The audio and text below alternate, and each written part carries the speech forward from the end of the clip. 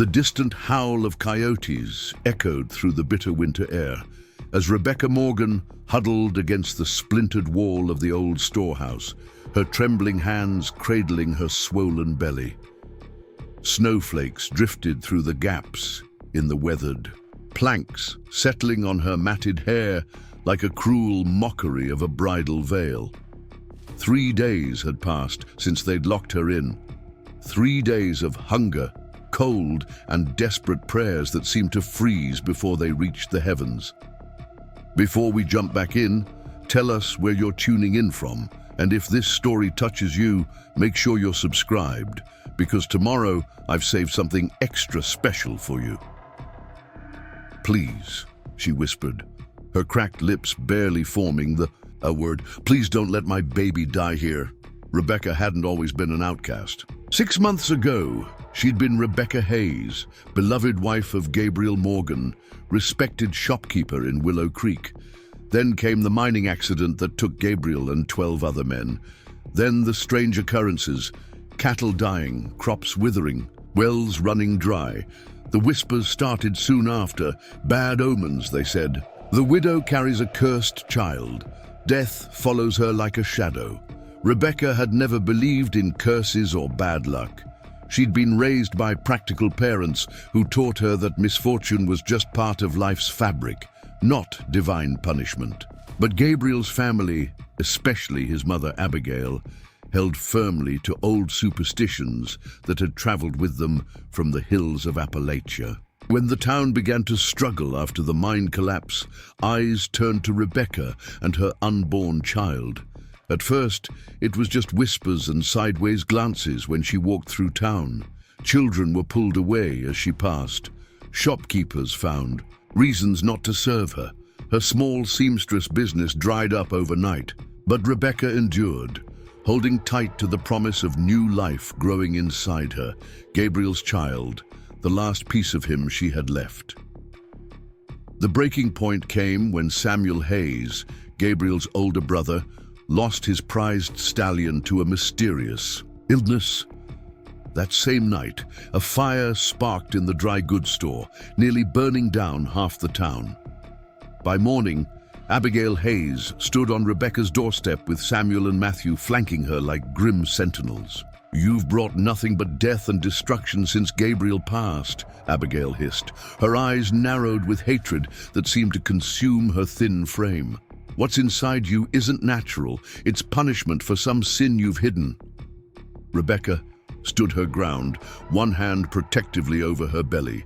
"This is your grandchild, Abigail, Gabriel's blood. How can you say such things?" Samuel stepped forward, his shadow falling across her like a shroud. Gabriel was a good man. He wouldn't have fathered something that brings such misfortune. You've been unfaithful or worse. "I've never been unfaithful," Rebecca said, lifting her chin despite the tremor in her voice. "Never." Matthew, the youngest brother, shifted uncomfortably. "Maybe we should just let her leave town," he suggested, not meeting Rebecca's pleading gaze. She could go back to her people in Missouri. But Abigail shook her head, her silver hair catching the morning light like polished wire. "Evil must be contained, not set free to spread." She nodded to Samuel, who produced a length of rope. "The child will be born here, where we can ensure it does no harm." They took her that night, bound like a criminal, to the old storehouse on the edge of the Hayes property in Shadow Valley. It had once held grain and tools, but had stood empty for years, home only to field mice and spiders. They left her with a single blanket, a jar of water, and enough food for 2 days. The lock clicked with terrible finality as Abigail uttered words that sounded like a prayer, but felt like a curse. "May God judge what you've brought into this world." 3 days later, Rebecca's water was gone, and the meager food had long since disappeared. The temperature had dropped viciously, turning her breath to crystal puffs that dissipated too quickly. Her fingertips had gone numb, then her toes, then parts of her face. Only her belly remained warm, as if her child was fighting to keep them. Both alive through sheer stubborn will, She'd stopped screaming for help by the second day, saving her strength. Instead, she sang softly to her unborn child, lullabies her own mother had sung, songs of rivers and mountains and safe harbors. She prayed not for herself anymore, but for the innocent life that deserved a chance. "Your papa loved you before. He even knew you existed," she whispered, rubbing slow circles over her distended belly. "He would have moved mountains to keep you safe." A sharp pain lanced through her abdomen, causing her to gasp and curl forward. Not now, she thought desperately. Not here in this cold, dark place. Not alone. But her body had its own wisdom, its own timeline. Another contraction gripped her, stronger than the first. Rebecca bit her lip until she tasted blood, trying to think through the haze of pain and fear. She needed to prepare as best she could. With trembling hands, she tore strips from the bottom of her dress, creating makeshift cloths. She arranged the thin blanket on the cleanest patch of floor she could find. Between contractions, she scratched at the wooden wall with a rusted nail she'd found, marking the hours as best she could tell by the shifting light through the cracks. When darkness fell completely, she lost count, focusing instead on breathing through waves of pain that came closer and closer together. Outside, the wind rose to a mournful howl that matched her stifled cries. Snow accumulated in small drifts. Beneath the door, creeping toward her like ghostly fingers. Rebecca's strength was fading, her legs shook uncontrollably, and spots danced at the edges of her vision. "I can't do this alone," she sobbed, no longer caring who might hear. "Please, someone help us." As if in answer, a different sound cut through the wind. The soft crunch of footsteps in snow, approaching steadily. Rebecca held her breath, listening. Not the heavy tread of Samuel or the measured steps of Matthew. These footsteps were lighter, purposeful. A shadow passed across the single shaft of moonlight that penetrated the storehouse. Rebecca pressed herself against the wall, uncertain whether to hope for rescue or fear further torment. The footsteps circled the building once, then stopped at the door. There was a pause, then a soft voice spoke, a woman's voice, rich and clear. "Is someone trapped inside?" Rebecca's heart leaped. "Help me," she managed to call, her voice breaking. "Please, the door is locked." There was silence, then the sound of metal against metal. The lock rattled, then gave way with a sharp crack. The door swung open, bringing with it a swirl of snow and a flood of moonlight that momentarily blinded Rebecca. In the doorway stood a figure wrapped in a thick blanket, adorned with geometric patterns in deep reds and blacks. A woman with copper skin and eyes like polished obsidian regarded Rebecca with a mixture of concern and carefully controlled anger. Her long black hair was braided with strands of silver, and around her neck hung a pendant of turquoise and silver. "Who did this to you?" the woman asked, her voice steady as she quickly assessed the situation. Her gaze lingered on Rebecca's belly, then on her pale, drawn face. "My husband's family," Rebecca gasped as another contraction seized her. "They think I'm cursed." The woman's expression hardened. She knelt beside Rebecca, placing a warm hand on her forehead. "My name is Nora Blackfeather. I'm a healer from Cedar Canyon." She glanced around the storehouse, her disgust evident. "Your baby is coming. We need to get you somewhere warm." Rebecca shook her head weakly. "I can't walk, and they'll find me. They'll take my baby." Nora's eyes flashed with determination. "No, they won't." She moved with practiced efficiency, spreading her own blanket beneath Rebecca. "I have a travois attached to my horse. We'll get you to my lodge. You and your child will be safe there." "Why would you help me?" Rebecca asked, bewildered by this unexpected salvation. "You don't even know me." Nora paused in her preparations, meeting Rebecca's gaze directly. "I know suffering when I see it, and I know injustice." She touched the pendant at her throat. "My grandmother taught me that we're all connected in the great web of life. Your pain is my pain. Your child's future is bound with all futures. Another contraction hit stronger than before. Rebecca cried out, clutching at Nora's arm. "The baby's coming fast," Nora said, her voice now gentle but urgent. "We may not make it to my lodge." She looked around the storehouse once more, then made a swift decision. "We'll prepare here first." Moving with remarkable speed, Nora retrieved supplies from a bag slung across her shoulder. She built a small fire in a metal pot she had carried, the flames casting dancing shadows across the walls. She spread clean cloths beneath Rebecca and helped position her for the birth. "Breathe with me," Nora instructed, demonstrating a rhythmic pattern. Preparing and narrating this story took us a lot of time, so if you are enjoying it, subscribe to our channel. It means a lot to us. Now back to the story. The pain has purpose. It brings new life. Rebecca tried to follow, drawing strength from Nora's steady presence. Between contractions, Nora prepared herbs and a small clay pot of fragrant oil.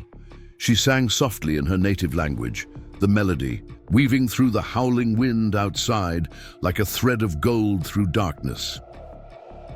"The song honors the spirits of women who have given birth before you," Nora explained. "It asks them to lend you their strength." Hours passed in a blur of pain and focused effort. When Rebecca thought she could bear no more, Nora's calm voice grounded her, guiding her through each push. And then, as the first hint of dawn lightened the eastern sky, a new sound filled the storehouse, the indignant cry of a newborn taking their first breath. "A girl," Nora announced, quickly wrapping the infant in clean cloths. "Strong and perfect." She placed the squalling bundle in Rebecca's arms.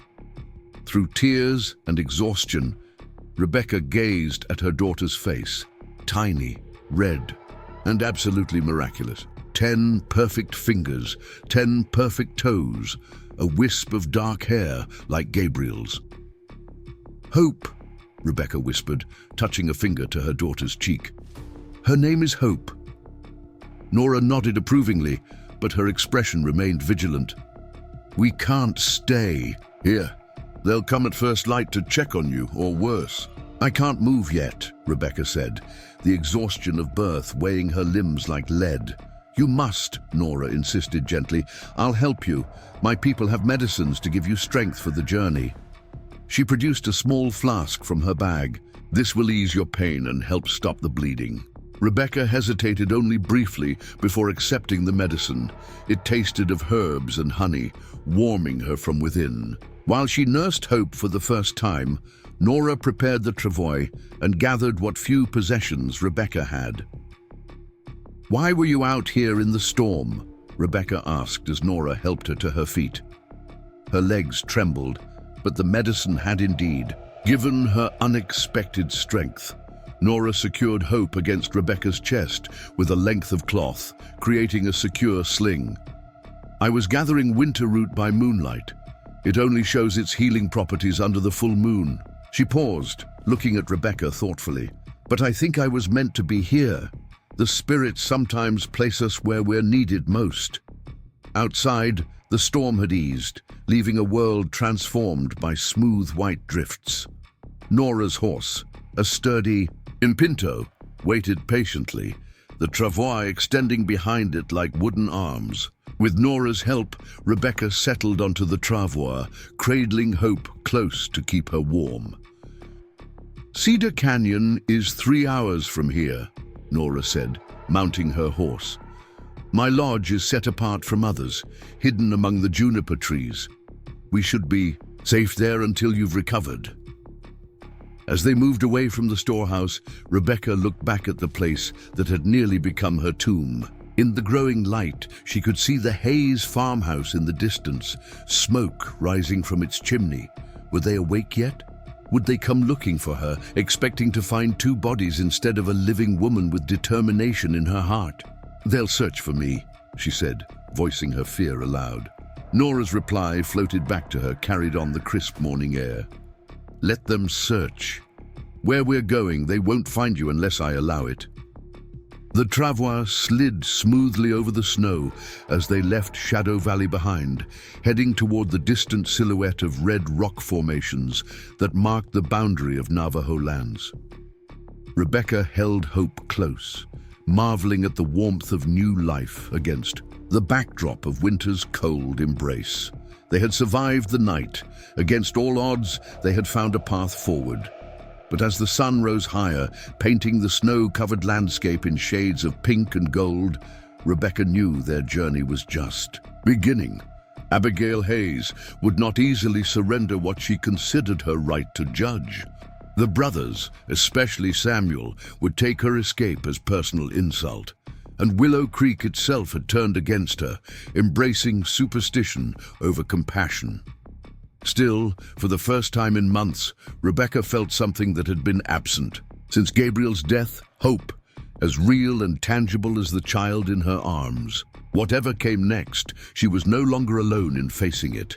The travois crested a small rise, and the vast expanse of the territory spread before them like a promise waiting to be fulfilled.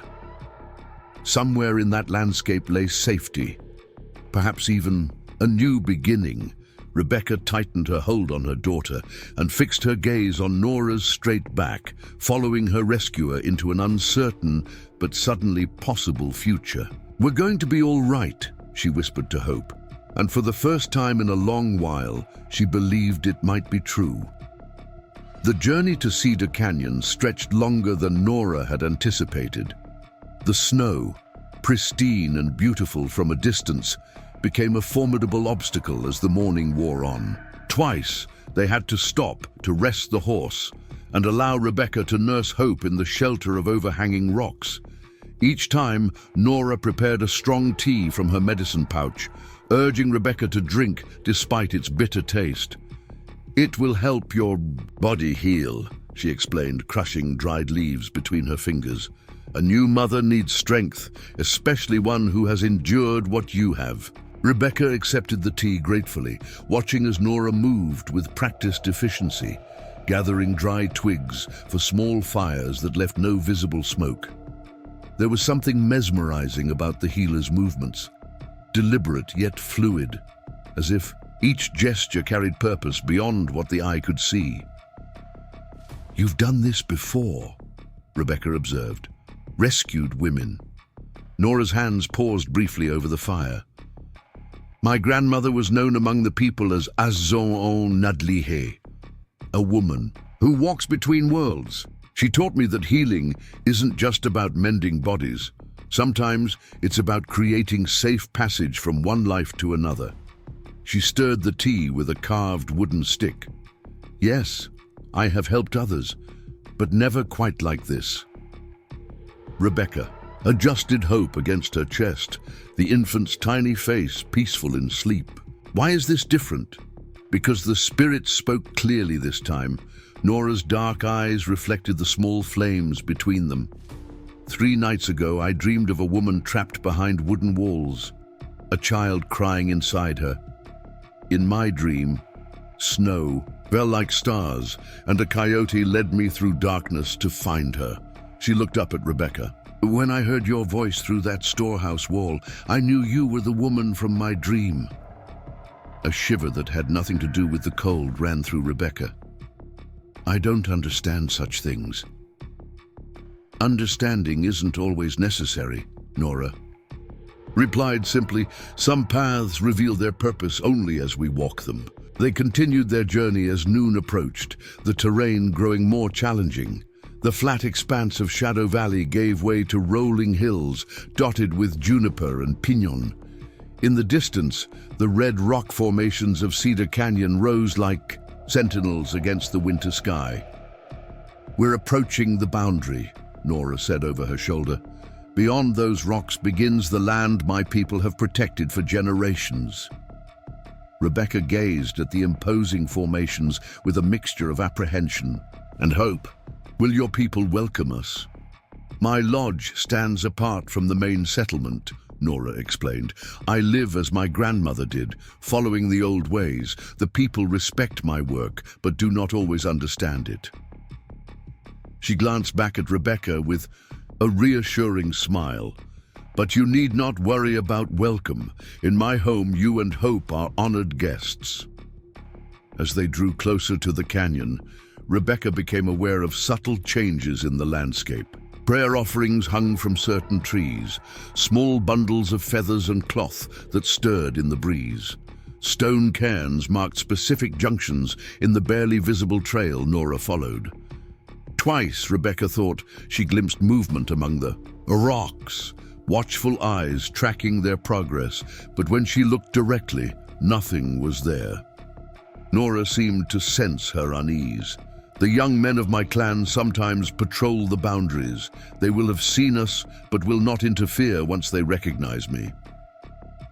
The sun had begun its westward descent when they finally reached a narrow passage between two towering rock walls. The temperature dropped noticeably as they entered the shadow of the canyon, and the quality of sound changed, their movements echoing softly against stone walls carved by ancient waters.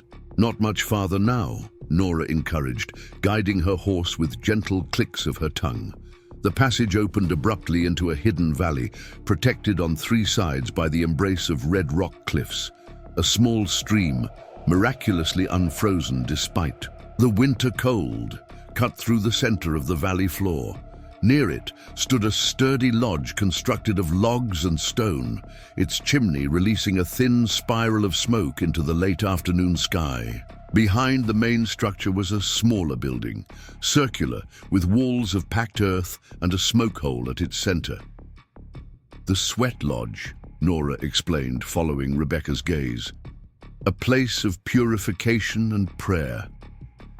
They approached the main lodge, and Rebecca was struck by its sense of permanence and care. Unlike the rough cabins common to mining towns, Nora's home showed evidence of thoughtful construction and ongoing attention. The logs were smoothly fitted, the roof sturdy, and the small porch swept clean. Pots containing dormant plants hung from the eaves, and bundles of dried herbs were visible through the single window. Nora dismounted in a fluid motion and came to help Rebecca from the travois. Hope stirred and began to fuss as they moved, her tiny face scrunching in protest at being disturbed. "She has her mother's spirit," Nora observed with approval. "Strong-willed even in her first days." Inside, the lodge was warm and welcoming. A central hearth radiated heat throughout the single large room. Beds covered in woven blankets occupied one corner, while the opposite wall housed shelves filled with jars, bundles, and small boxes, Nora's extensive collection of medicines. A table and chairs carved from pine stood near the hearth, and various cooking implements hung from hooks on the wall. Nora helped Rebecca settle onto a bed covered with soft furs and blankets in vibrant patterns. "Rest now," she instructed, taking Hope gently to allow Rebecca to lie down. "I will tend to your daughter while you sleep." Despite her intention to stay awake to keep watch over her newborn, exhaustion claimed Rebecca almost immediately. She drifted into deep sleep, her body finally surrendering to the demands of birth and escape. When she woke, the quality of light had changed. Golden afternoon had given way to the blue shadows of early evening. Hope lay beside her, swaddled expertly in a soft blanket adorned with geometric patterns similar to those on Nora's shawl. The infant slept soundly, her breathing deep and regular. Rebecca became aware of soft singing coming from the far side of the room. Nora sat by the fire, grinding something in a stone mortar, her voice rising and falling in a melody that seemed to make the air itself vibrate with meaning. Though Rebecca couldn't understand the words, the song carried unmistakable purpose, something between blessing and protection. Sensing Rebecca's waking, Nora set aside her work and approached with a wooden cup. "You've slept 4 hours," she said. "Good. Your body needed healing time." Rebecca accepted the cup, which contained a broth rich with herbs and what tasted like rabbit. "Thank you," she murmured, the simple words wholly inadequate for the depth of her gratitude. Nora nodded. understanding the unspoken. Your daughter took milk before she slept. She is strong. She settled on the edge of the bed, her gaze thoughtful. Now, while there is time, tell me of the people who did this to you. I must understand the danger if I am to help you move forward. Rebecca's hands tightened around the cup. The Hayes family has lived in Shadow Valley for 3 generations. They own the largest cattle operation in the territory and half the businesses in Willow Creek. When the silver mine collapsed and killed Gabriel, my husband, along with 12 other men, people said it was bad luck. But when more misfortunes followed, Abigail Hayes convinced many it was more than chance. Superstition finds fertile ground in fear, Nora observed. Rebecca nodded. Gabriel and I had tried for a child for 2 years without success. When I discovered I was with child after his death, her voice faltered, Abigail claimed it couldn't be Gabriel's, that I had been unfaithful, or worse, that I had consorted with dark forces to conceive. And the townspeople believed this? Times have been hard, Rebecca said softly. The mine was Willow Creek's lifeblood. Without it, people are desperate, angry. They need someone to blame. And a widow carrying a fatherless child makes an easy target, Nora concluded, her expression somber.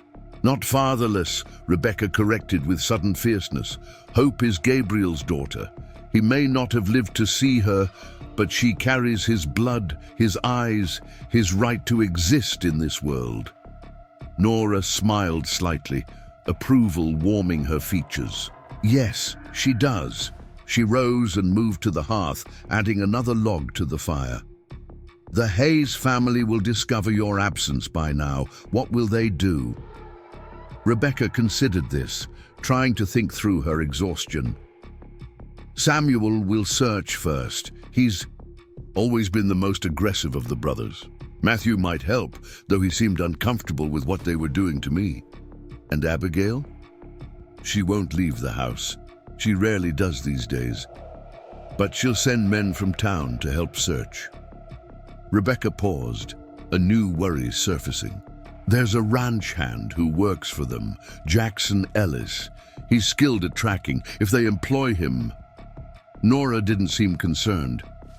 Snow covers many traces, and I know ways to confuse those who would follow. We crossed water 3 times on our journey here. No tracker, however skilled, can follow a trail through running water. Hope stirred, her tiny mouth opening in a yawn that seemed impossibly large for such a small face. Rebecca gathered her daughter close, breathing in her newborn scent. How long can we stay here? Until you are strong enough to travel further, Nora replied. A week, perhaps 2. By then, your milk will be well established, and your body will have begun to heal. She regarded Rebecca thoughtfully. And by then, we will know what the Hayes family intends. What do you mean? Whether they search for you to bring you back, or... Nora left the alternative unspoken. Rebecca understood. The Hayes family might simply want her gone, might consider her escape a blessing that saved them from dealing with her fate. Or they might want revenge for the perceived slight to their authority, might see her survival as a challenge they could not ignore. What happens if they find us? She asked, voicing the fear that had lingered since their escape. Nora's expression grew distant, as if she were looking beyond the walls of the lodge to some future only she could glimpse. If they come, they will find more than they expected. She touched the turquoise pendant at her throat, a gesture Rebecca was coming to recognize as unconscious habit. But let us not borrow trouble from tomorrow when today has brought enough. That night, Rebecca slept deeply, waking only to nurse Hope.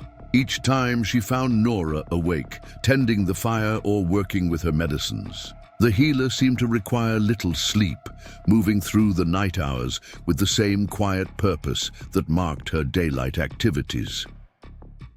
Morning brought a changed world. Snow had fallen heavily during the night, transforming the valley into a landscape of pristine white, broken only by the dark silhouettes of juniper trees. Rebecca stood in the doorway, hope bundled against her chest, marveling at the beauty and silence. "The snow is a gift," Nora said, joining her with 2 steaming cups. "It will hide our tracks completely now." Rebecca accepted the offered cup. "Another, herbal tea, but sweeter than yesterday's. You're not worried about being trapped here?" Nora's smile held gentle amusement. "My people have lived with winter for countless generations. We are never trapped by it, only taught by it." She gestured toward the storage area visible at the side of the lodge. "There is food enough for months. Firewood stacked higher than a man. Medicines for any ailment. We are not trapped, Rebecca Morgan. We are sheltered."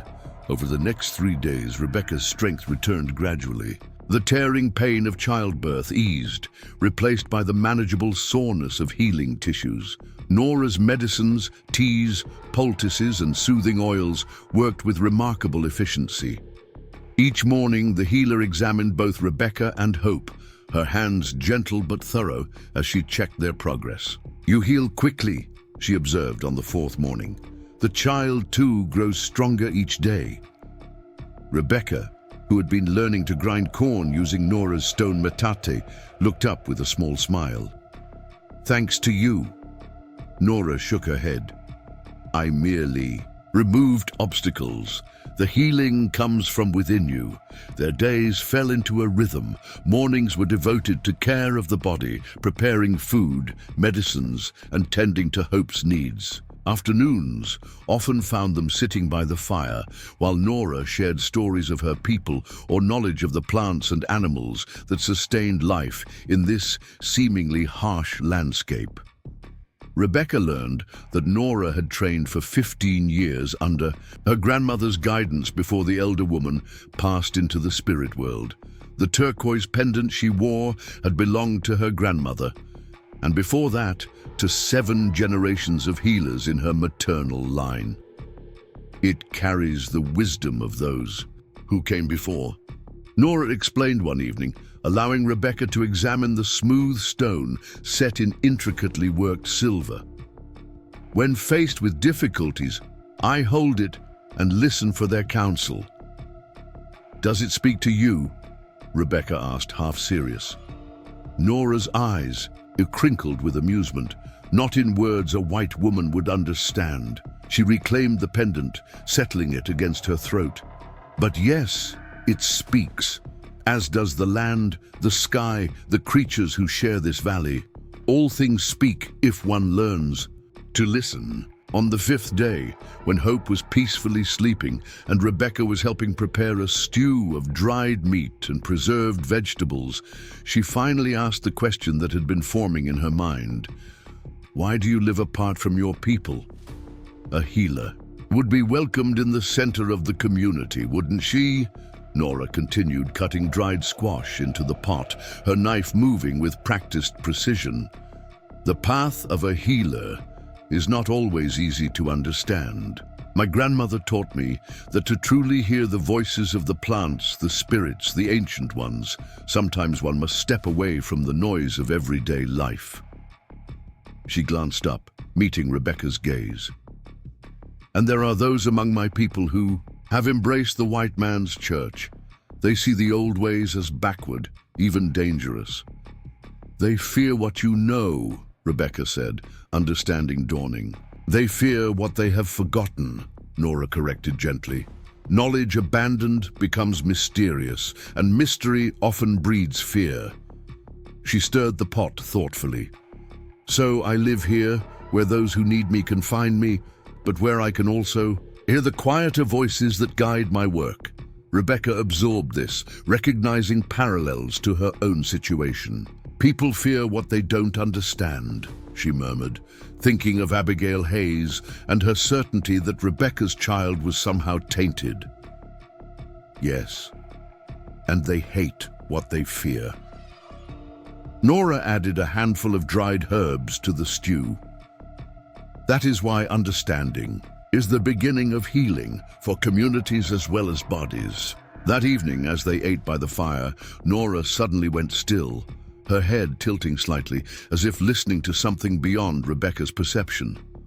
Hope, who had been contentedly nursing, also paused, her eyes widening at some invisible stimulus. "What is it?" Rebecca asked, immediately alert to the change in atmosphere. Nora rose in a fluid motion and moved to the door. She opened it a crack, peering out into the gathering dusk. Cold air rushed in, carrying the scent of pine and snow. "Someone approaches," she said, her voice calm but edged with caution. "A single rider."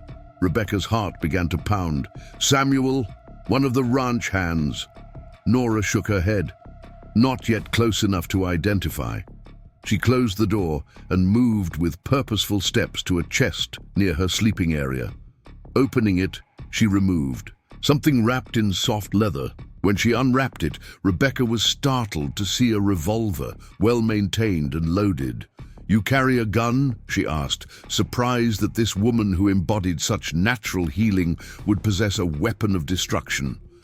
"I walk between worlds," Nora said simply, checking the chamber. "Both have their dangers." She placed the revolver on the table within easy reach, then continued her preparations with calm efficiency. She gathered certain pouches from her medicine stores and placed them in a small bag, tied at her waist. Then she took down a rifle that had hung, unnoticed by Rebecca until now, high on the wall behind a curtain of dried plants. "Stay inside. With Hope," she instructed. "Keep away from the windows. If you hear 3 short whistles, open the back door. Any other sound, remain hidden." Before Rebecca could protest, Nora had slipped outside, moving like a shadow into the deepening dusk. Rebecca hurried to the window despite the warning, peering through a gap in the curtains. She caught a glimpse of Nora's form moving between juniper trees, the rifle held low and ready, before the healer disappeared completely from view. Minutes stretched like hours as Rebecca waited, holding Hope close and straining to hear anything beyond the soft crackle of the fire. The infant seemed to sense her mother's tension, remaining unusually quiet, her dark eyes alert and watchful. Just as Rebecca was considering retrieving the revolver from the table, she heard it, 3 short whistles, clear and deliberate. With cautious relief, she moved to the back door, opening it slowly. Nora stood there, but she was not alone. Beside her, supported by her steady arm, was a man Rebecca had never seen before. He was tall and lean, with skin weathered by sun and wind, and eyes the color of a summer storm. His left arm hung at an awkward angle, and blood stained the sleeve of his buckskin jacket. "This is Thomas Blackfeather, my brother," Nora said by way of introduction. "He brings news," and a bullet in his shoulder courtesy of Samuel Hayes. The wounded man's gaze fixed on Rebecca, taking in her presence with a mixture of curiosity and wariness. "So you're the witch they're hunting," he said, his voice rough with pain but not unkind. "You don't look like much of a threat to me." "Thomas," Nora chided gently, helping him to a chair near the fire. He grimaced as he sat, "Just saying what they're calling her. Half of Willow Creek is out searching. Hayes is offering $50 to whoever brings her back." His eyes flicked to Hope, who was watching the newcomer with solemn attention. 100 for both of them.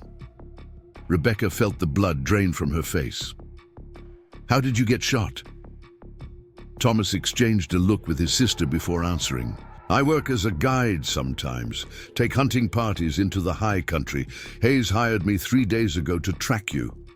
He winced as Nora began cutting away his sleeve to expose the wound. "I led them north, away from here, when I suggested turning. Back because the trail was cold, Samuel got suspicious, said I was hiding something. When I tried to leave, he shot me." "You risked your life for strangers," Rebecca said, trying to comprehend this unexpected alliance. Thomas looked at her directly then. "Not strangers, my sister's guests, and Hayes has never needed much reason to shoot an Indian." Nora worked. methodically to clean and treat her brother's wound, speaking rapid instructions in their native language. Thomas responded in kind, their conversation creating a melodic undercurrent that Rebecca couldn't follow but found strangely comforting. There was certainty in their exchange, the confidence of people who knew exactly what needed to be done. "The bullet passed clean through," Nora explained in English, perhaps sensing Rebecca's concern. "The wound is not life-threatening if infection is prevented." Thomas gritted his teeth as his sister applied a poultice of herbs to both entry and exit wounds. "Hurts like hell, though." "Pain is the body's way of demanding attention," Nora replied without sympathy, though her hands remained gentle as she bandaged the injury. Once Thomas was treated and had consumed a bowl of stew along with a cup of Nora's medicinal tea, the three adults sat before the fire to discuss the situation. Hope slept peacefully in a cradle Nora had fashioned from a sturdy basket lined with soft furs. "Hayes has gathered about 10 men, Thomas reported, his voice steadier now that food and medicine had taken effect. "They're searching systematically, starting from the storehouse and working outward. They've covered most of Shadow Valley and the foothills to the north." "How long before they turn south towards Cedar Canyon?" Nora asked, her expression grave. Thomas considered this. 2 days, maybe 3. They're moving slow because of the snow, and they're spreading themselves thin, checking every cabin and settlement within 20 miles. "What about Matthew Hayes?" Rebecca asked. "Is he with them?" "No. Apparently he had some kind of argument with his brother and mother after. They found you gone. He stayed at the ranch." Thomas eyed her curiously. "He's the youngest brother?" Rebecca nodded. "He seemed less convinced that I deserved punishment." "Well, whatever he said, it was enough to make Samuel bloody his nose before riding out." Thomas leaned back carefully, mindful of his injured shoulder. "The word in town is that the Hayes family is divided over what happened to you." This information stirred a complex mixture of emotions in Rebecca. That Matthew had apparently objected strongly enough to suffer for it suggested she might have an ally where she least expected one. But Samuel's violent response confirmed her worst fears about his determination to find her. "What will they do if they find us?" she asked, though she dreaded the answer. Thomas and Nora exchanged another of their speaking looks. "Samuel Hayes isn't known for his forgiving nature," Thomas said finally, "and he's convinced you've hexed his family. Men like that don't stop to ask questions." "We need to move you," Nora decided, rising to gather items from her medicine shelves. "Thomas can guide you further south to the main settlement. Elder Kiyazi will give you sanctuary in his home." "What about you?" Rebecca asked, alarmed at the thought of separation. "I will remain here," Nora said calmly. "When they come, and they will come eventually, they will find me alone. A simple healer with no knowledge of a white woman or her child." "They won't believe you," Thomas objected. "And they won't hesitate to use force." Nora's smile held both serenity and steel. "I have lived through worse than the threats of such men. This is my home. I will not abandon it to their fear." Rebecca looked between the siblings, understanding dawning. "You're creating a diversion, drawing their attention while we escape." "The coyote leads hunters away from her den," Nora confirmed. "It is an old strategy, but effective." Thomas sighed, clearly unhappy with the plan, but knowing better than to argue with his sister. "If we leave before dawn, we can reach the settlement by nightfall tomorrow. Elder Yazi's home is protected. Hayes and his men wouldn't dare violate Navajo territory so openly." Rebecca felt torn between gratitude and guilt. These people were risking everything for her, a woman they barely knew. "Why would you do this for us? You've already done more than I could ever repay." Nora paused in her preparations, her gaze intense. "Long ago, my grandmother had a vision. She saw a time when our people would face destruction at the hands of those who fear what they do not understand. She taught me that survival would depend not on fighting this fear, but on building bridges between worlds. She moved to stand before Rebecca, placing her hands gently on the younger woman's shoulders. You and your daughter stand at such a bridge. I do not yet know why, but the spirits have made your path cross with mine for a purpose greater than either of us can see now. Thomas cleared his throat, breaking the moment with practical concerns. We should rest while we can. Dawn comes early, and the journey will not be easy with a newborn. As they prepared for sleep, Nora gave Rebecca a small pouch of soft leather, decorated with beadwork in patterns of blue and white. Place this beneath Hope's blanket, she instructed. It contains medicines to protect her spirit during travel. Rebecca accepted the gift reverently. I don't know how to thank you. Nora's expression softened. You already have. You trusted when trust seemed foolish. You fought when surrender would have been easier. You protected your child with the fierceness of a mother wolf. She touched Rebecca's cheek in a gesture both comforting and blessing. Those are gifts as valuable as any I have given you. That night, as Rebecca lay beside her sleeping daughter, listening to the soft breathing of Nora and Thomas across the room, she felt a strange sense of peace, despite the danger that pursued them. For the first time since Gabriel's death, she was not alone. For the first time in months, someone believed in her strength rather than her vulnerability. Outside, the wind whispered through juniper branches, carrying the promise of another storm. But within the lodge, warmth and protection surrounded Rebecca and Hope like a tangible presence. Whatever dawn might bring, this night had given them the most precious gift of all, connection to others who would stand beside them against the darkness. Rebecca closed her eyes, one hand resting lightly on Hope's chest, feeling the strong, steady heartbeat of her daughter. They would survive this. They would find a way forward. And someday, when Hope was old enough to understand, Rebecca would tell her the story of the remarkable woman who had guided them from death into life, from despair into possibility. With that thought carrying her toward dreams, Rebecca slept, gathering strength for the journey ahead. Dawn arrived with the hushed quality that only deep winter brings, a gradual lightening of darkness rather than a triumphant burst of sun. Thomas was already awake when Rebecca opened her eyes, checking his weapons by the revived fire. The injured shoulder limited his movements, but he worked around it with the practiced ease of someone accustomed to pain. We leave in 30 minutes, he said quietly, noticing her stirring. Eat something substantial. The trail will be challenging. Nora emerged from the small storage room carrying a pack made of woven material and oiled leather. This will hold provisions for 3 days, she explained, placing it beside Thomas. Medicine for your shoulder, food for the journey, and herbs to help the little ones sleep when the path grows rough. Rebecca nursed Hope one final time in the warmth of the lodge, memorizing the feeling of safety they had found here, however temporary.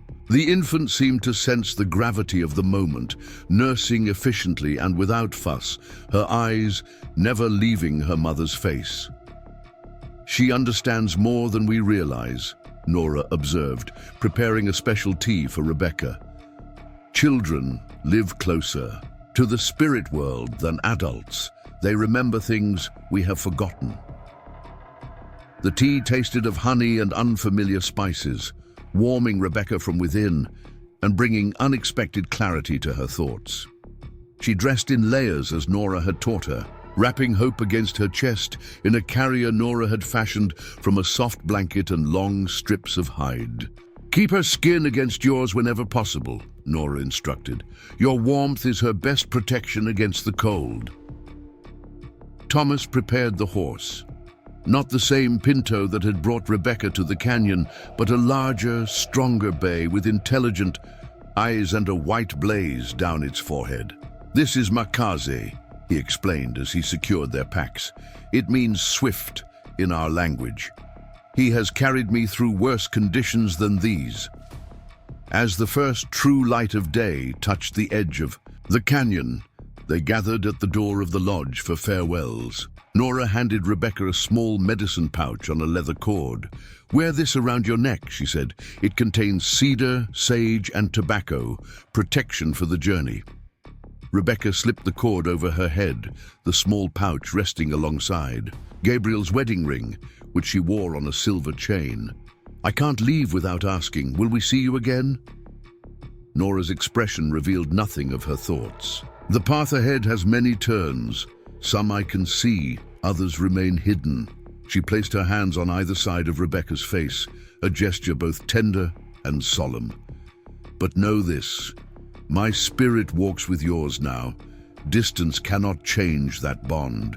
She then turned to Hope, touching the infant's cheek with gentle fingers. "Grow strong, little one. Your coming has changed more than you know." Thomas shifted impatiently by the door. "We need to move while the light is still new. Hayes and his men won't be on the trail this early." With a final embrace that conveyed more than words could express, Rebecca reluctantly pulled away from Nora.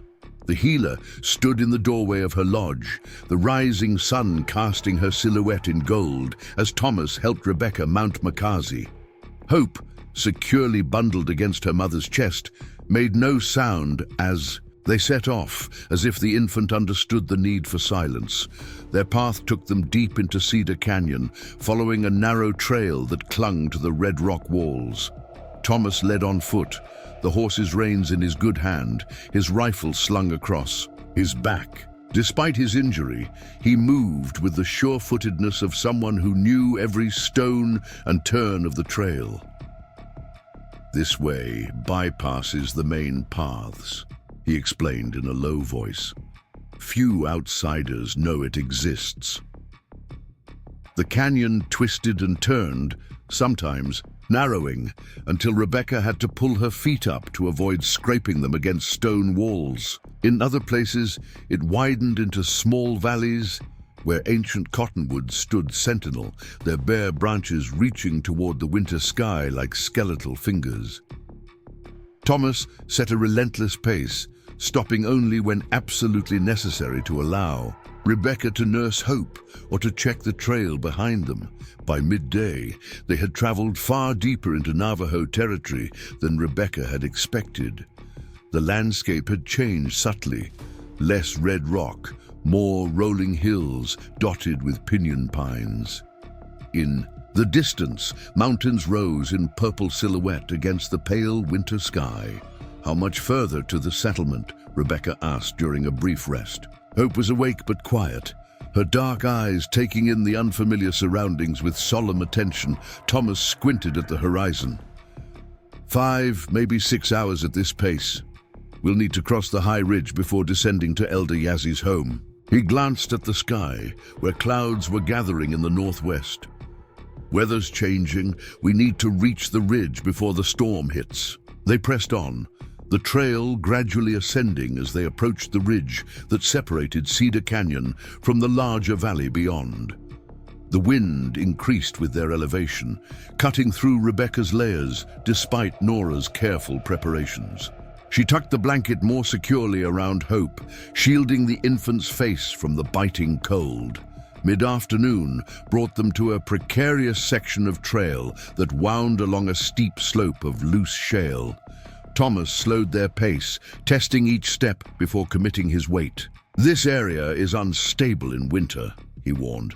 "The freeze and thaw loosens the rock. Move exactly where I move, and don't let Makazi rush." They were halfway across the treacherous stretch when Thomas suddenly went rigid, raising one hand in a silent command to stop. Rebecca froze, her heart hammering against her ribs. Hope, as if sensing the danger, remained perfectly still against her chest. Thomas slowly backtracked to where Rebecca sat astride Makazi. "Riders," he whispered, gesturing toward the valley they had left behind. 3, maybe 4, moving fast." Rebecca felt cold that had nothing to do with the winter air. "Hayes? Can't tell from this distance, but they're following our trail." Thomas scanned their surroundings with narrowed eyes. "We need to move faster. reached the cover of the pine forest on the other side of the ridge. He urged them forward with greater urgency, though still maintaining caution on the unstable slope. Rebecca found herself holding her breath as Makazi picked his way across, loose stones occasionally sliding away beneath his hooves to tumble into the ravine below. They had nearly reached the safety of solid ground when disaster struck. A stone turned under Thomas's foot, causing him to stumble. He caught himself quickly, but the sudden movement tore at his injured shoulder. His sharp intake of breath was followed by a string of words in his native language that needed no translation. "We need to stop. Let me check your wound," Rebecca said, alarmed by the fresh blood staining his buckskin jacket. Thomas shook his head grimly. "No time. The riders are closing in. We push for the forest." But it was already too late. As they crested the edge of the slope onto firmer ground, shouts echoed from below. Rebecca turned to see 4 riders emerging from a narrow ravine about half a mile back, pointing in their direction. "They've spotted us," she said, fear constricting her throat. Thomas made a split-second decision. "Take Makazi and ride for the trees," he commanded, handing her the reins. "Follow the trail. It's marked with white stones at the junctions. Elder Yazi's home is the one with carved posts at the entrance. Tell him Thomas Blackfeather sent you."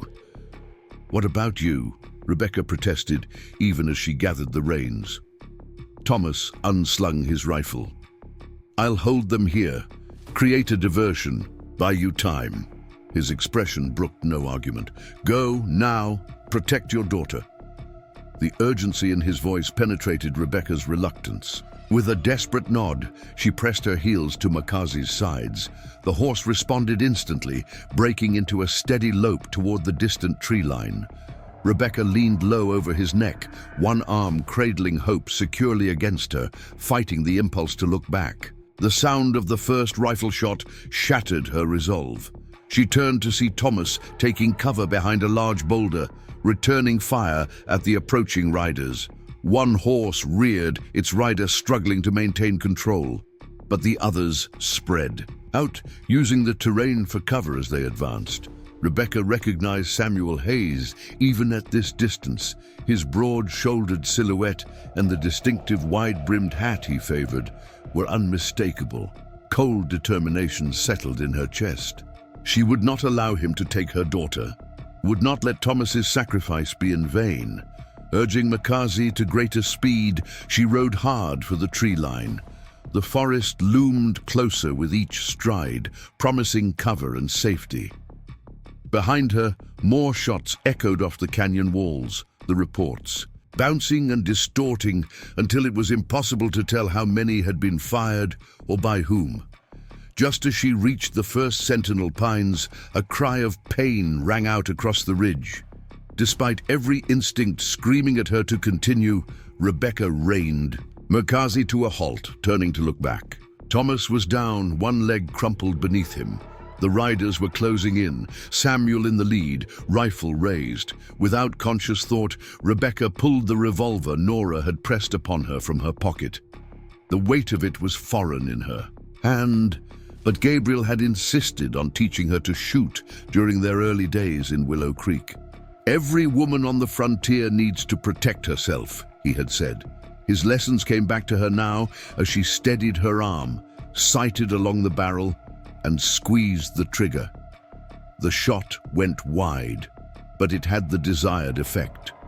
The riders scattered, momentarily confused by this new threat from the trees. Thomas seized the opportunity, dragging himself behind a larger outcropping of rock. He waved frantically at Rebecca, clearly ordering her to flee. This time, she obeyed. Wheeling Makazi around, she plunged into the forest, the dense pines swallowing her from view. The trail was exactly as Thomas had described, narrow but distinct, marked at intervals with white stones placed in deliberate patterns. Rebecca followed, it blindly, letting Makazi pick his way through the underbrush, while she focused on keeping Hope secure and listening for sounds of pursuit. The forest grew thicker as they descended the far side of the ridge. Sunlight filtered through the canopy, in golden shafts, illuminating patches of snow and creating a disorienting pattern of light and shadow. Hope began to fuss, her small face scrunching with hunger or discomfort or both. "Just a little longer, sweet one," Rebecca murmured, patting the infant's back through the layers of wrapping. "Just a little longer and we'll be safe." But safety seemed increasingly uncertain. Every snapping twig, every rustle of wind through pine needles sent fresh waves of fear through Rebecca. Had Thomas been captured or killed? Were Samuel and his men even now following her trail through the forest? How far was it to Elder Yazie's home? And would she recognize it when she arrived? These questions chased each other through her mind as she urged Makazi onward. The horse was tiring, his stride less sure on the unfamiliar forest paths. Rebecca herself felt the drain of constant fear and vigilance, her body still recovering from childbirth and the arduous journey. As late afternoon shadows lengthened in the forest, a new worry emerged. The clouds Thomas had noticed earlier had thickened and lowered, bringing with them the unmistakable scent of approaching snow. If a storm hit before she reached the settlement, she and Hope would be trapped in the open, easy prey for both the elements and their pursuers. The trail forked unexpectedly, and Rebecca reined Makazi to a halt, searching desperately for the white stone markers Thomas had mentioned. There, half, buried in pine needles and melting snow, a small white stone placed deliberately at the base of a twisted juniper. She guided Makazi to the right fork, relief washing through her at this small confirmation that she remained on the correct path. The trail began to descend more steeply, switching back on itself as it navigated a rocky slope. Through gaps in the trees, Rebecca caught glimpses of a valley spread out below, a ribbon of silver water cutting through winter-brown grassland, scattered dwellings sending thin plumes of smoke into the late afternoon sky. Hope's fussing increased, turning to outright crying as hunger and discomfort overwhelmed the infant's patience. Rebecca knew she needed to stop soon, to feed and tend to her daughter, but fear of pursuit kept her moving, despite the baby's distress. "Almost there," she promised, though she had no way of knowing if it was true. "Almost there, my brave girl." The first snowflakes began to fall as they reached the bottom of the slope. Light and scattered at first, then thicker, driven by an increasingly bitter wind. Rebecca pulled the edges of her coat around Hope, trying to shield the infant from the worst of the weather. The visibility decreased rapidly as the snow intensified, the trail ahead becoming harder to discern. Makazi stumbled, nearly going to his knees on a patch of ice hidden beneath fresh snow. Rebecca clung to his mane, barely maintaining her seat. The horse recovered his balance with a snort of effort, but his sides heaved with exhaustion. "We need to find shelter," Rebecca murmured, as much to herself as to Hope. "We can't keep going in this." As if in answer to her unspoken prayer, a light appeared through the curtain of falling snow. A single lantern hung from a post. As they drew closer, Rebecca could make out a small cabin nestled against the hillside, smoke rising from its stone chimney. Beyond it, other dwellings were barely visible through the storm, suggesting they had reached the edge of the Navajo settlement.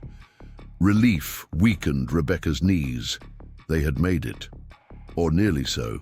Hope's cries had subsided to whimpering, the motion of the horse and exhaustion finally lulling her into uneasy sleep despite her hunger. Rebecca guided Makazi toward the cabin with the lantern, searching for the carved posts Thomas had described as marking Elder Yazie's home. But this dwelling had no such markers, just the simple lantern swinging in the wind, its light a beacon in the growing darkness. As she approached, the door of the cabin opened. A figure stepped onto the small porch, silhouetted against the warm light from within. Not the elderly man Rebecca had expected, but a woman of middle years, wrapped in a thick blanket against the cold. She called out something in the Navajo language, her tone questioning. Rebecca reined Makazi to a halt at the edge of the small cleared area surrounding the cabin. "I'm looking for Elder Kiyazi," she called back, her voice nearly lost in the wind. "Thomas Blackfeather sent me." The woman's posture changed instantly, alert and concerned. She switched to heavily accented English. "Thomas's sister's friend, the one with the baby." Relief flooded through Rebecca. "Yes, Nora Blackfeather helped me. Thomas was guiding us here, but we were separated. Men are following us." The woman, who cut her off with a gesture, quickly crossing to take Makazi's reins. "Come inside quickly. I am Aya, Elder Yazi's daughter." She helped Rebecca dismount, steadying her when her legs nearly buckled from cold and exhaustion. "I will take the horse to shelter. Go inside before the little one freezes." Rebecca didn't need to be told twice. Clutching hope to her chest, she stumbled to the cabin door and pushed it open. Warmth enveloped her immediately, the blessed heat of a well-tended fire and the rich smells of cooking food. The interior was simply furnished but immaculately kept. Woven rugs in geometric patterns covered the packed earth floor, and a table with 4 chairs stood in the center of the main room. A curtain at the back presumably separated sleeping quarters from the living area. Seated by the fire in a chair, cushioned with furs, was an elderly man whose deeply lined face spoke of decades spent in sun and wind.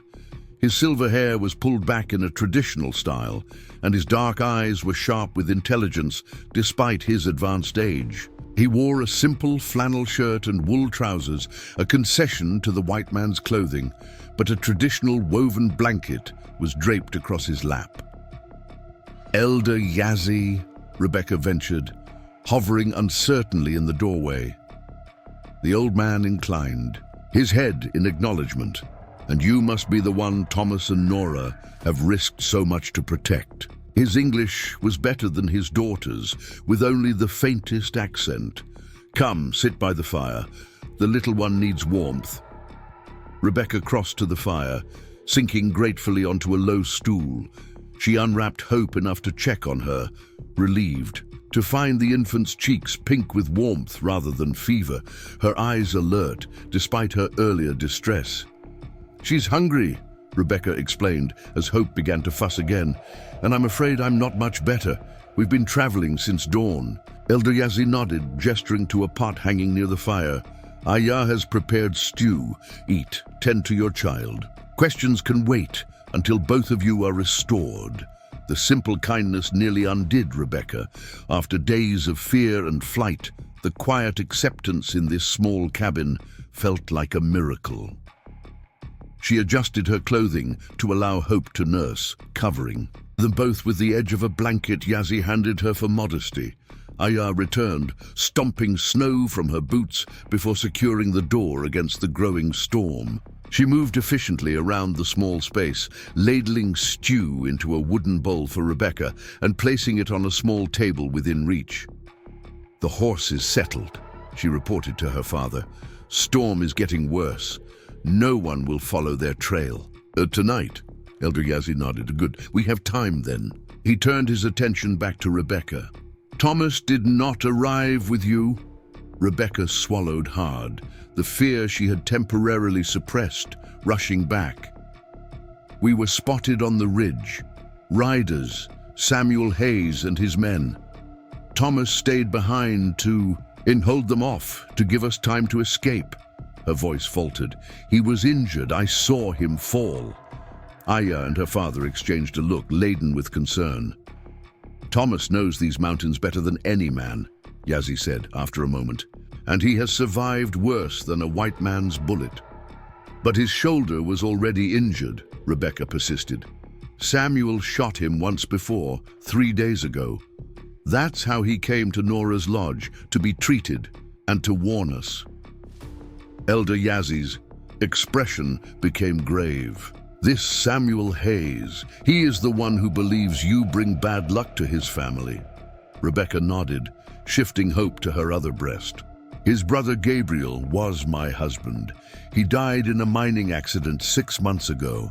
After that, when misfortunes came to the town, Abigail Hayes, Gabriel's mother, convinced many it was my doing, or rather, the doing of my unborn child, whom she claimed was not her son's.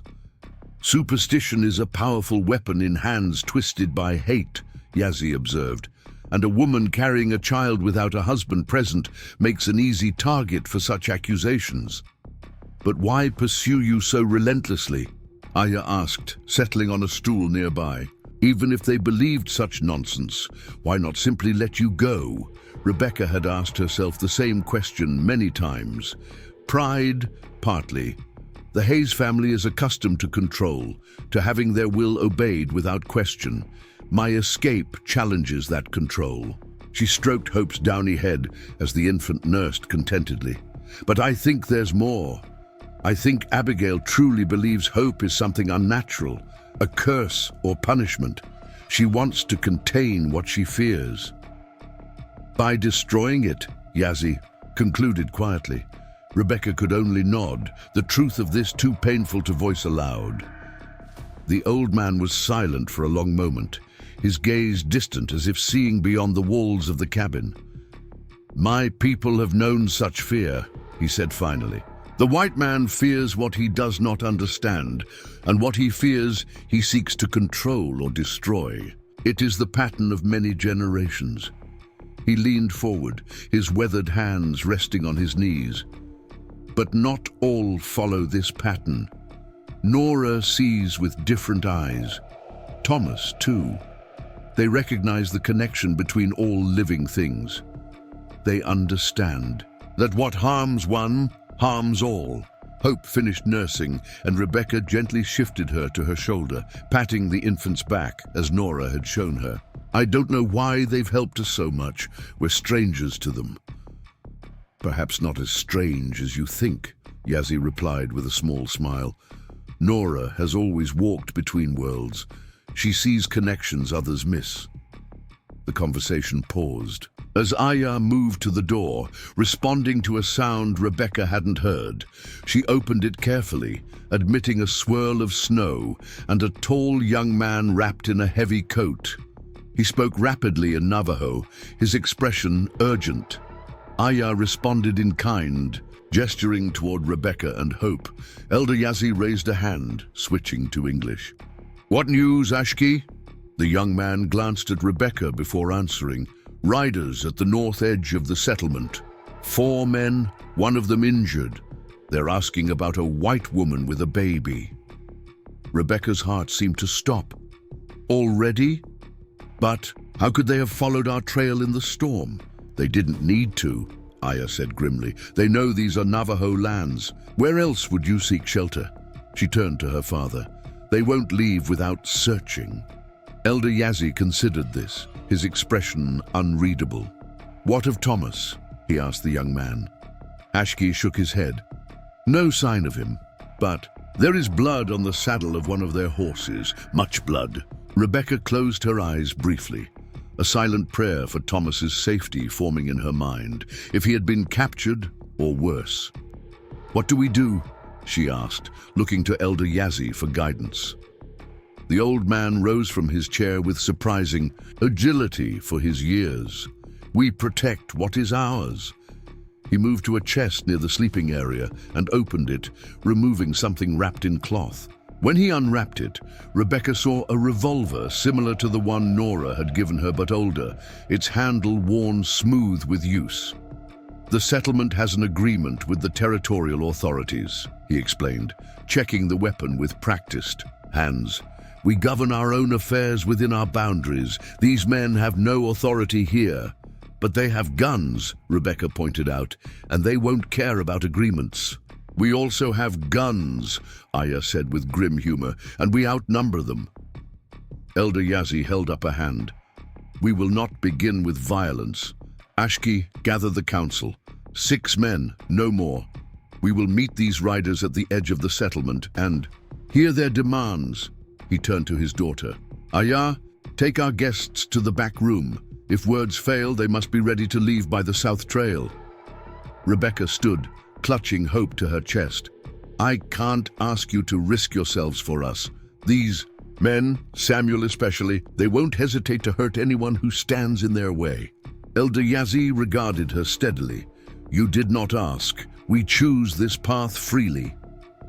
He stepped closer, his voice lowering. But understand, if blood is shed this night, it may bring consequences beyond what any of us can foresee. The territorial governor has been looking for excuses to further restrict our movements, our autonomy. The weight of this statement settled on Rebecca like a physical burden. These people were risking not just their personal safety, but potentially the future of their entire community by sheltering her and Hope. Then let me surrender, she said, the words tearing from her throat. I'll go with them. Tell them you had no part in hiding us. No! 3 voices responded in unison, Yazzie, Aya, and even Ashki from his position by the door. That is not our way, Elder Yazzie continued more gently, and it would only end in tragedy for you and your child. Aya approached, touching Rebecca's arm in a gesture of reassurance. Come, you need to rest while my father and the council meet with these men. Whatever happens, you will need your strength. Reluctantly, Rebecca allowed herself to be led to the small room behind the curtain. It was simply furnished with a narrow bed, a small table, and a chest for storage. A single window, shuttered against the storm, offered the only light beyond what filtered through the curtain from the main room. Aya helped her settle on the bed, then opened the chest to remove additional blankets. Rest, she urged. I will watch over you and the little one while my father speaks with the riders. Rebecca laid Hope beside her on the bed, creating a protective nest of blankets around the infant's tiny form. Despite her fears, exhaustion was taking its toll. Her eyelids felt impossibly heavy, her limbs leaden with fatigue. What if words don't work? She murmured, already half drifting toward sleep. What then? Aya's expression was unreadable in the dim light. Then we find another way. Sleep now. The storm and the night are our allies for the moment. As Rebecca surrendered to exhaustion, voices murmured beyond the curtain. Elder Yazzie giving instructions. To Ashki, preparations being made for the confrontation to come. The last thing she was conscious of was Hope's warm weight against her side and the howling of the wind outside, a wild counterpoint to the human drama unfolding within these walls. She dreamed of Gabriel, his gentle hands, his laugh that seemed to start somewhere deep in his chest. In the dream, he stood on the porch of a house she didn't recognize, holding his arms out to her. You're almost home, he seemed to say, though no sound came from his lips. Just a little further. Don't give up now. Rebecca reached for him, but he faded like mist in morning sun, leaving only the echo of his unspoken words. Just a little further. Don't give up now. Rebecca woke to urgent whispers. The small room had grown colder, the single candle burned down to a guttering stub. Hope slept peacefully beside her, swaddled in the Navajo blankets, her tiny face serene. Despite the tension that filled the air, Aya stood near the curtained doorway, speaking in rapid Navajo with a man Rebecca couldn't see. Her body protested as she sat up, muscles stiff from the day's arduous journey. What's happening? She asked softly, careful not to wake Hope. Aya turned, her expression taut with concern. The riders have made camp at the edge of the settlement. Elder Yazzie and the council spoke with them, but they refused to leave without searching every dwelling. She hesitated. Their leader, this Samuel Hayes, he has Thomas. Cold dread settled in Rebecca's stomach. Is he alive? Yes, but badly injured. They are using him as leverage. Iya moved to the window, carefully opening the shutter a crack to peer into the darkness. They have promised to release him if we surrender you and the child. Rebecca's arms instinctively encircled Hope's sleeping form. And if not? They threatened to bring more men at dawn, to involve the territorial authorities. Aya closed the shutter, turning back to face Rebecca. My father believes they are bluffing about the authorities.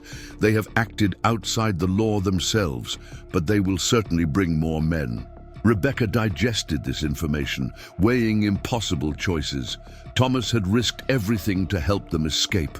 She couldn't abandon him to Samuel's cruelty, but surrendering meant certain death for her, and possibly for Hope as well. What does your father advise? She asked finally.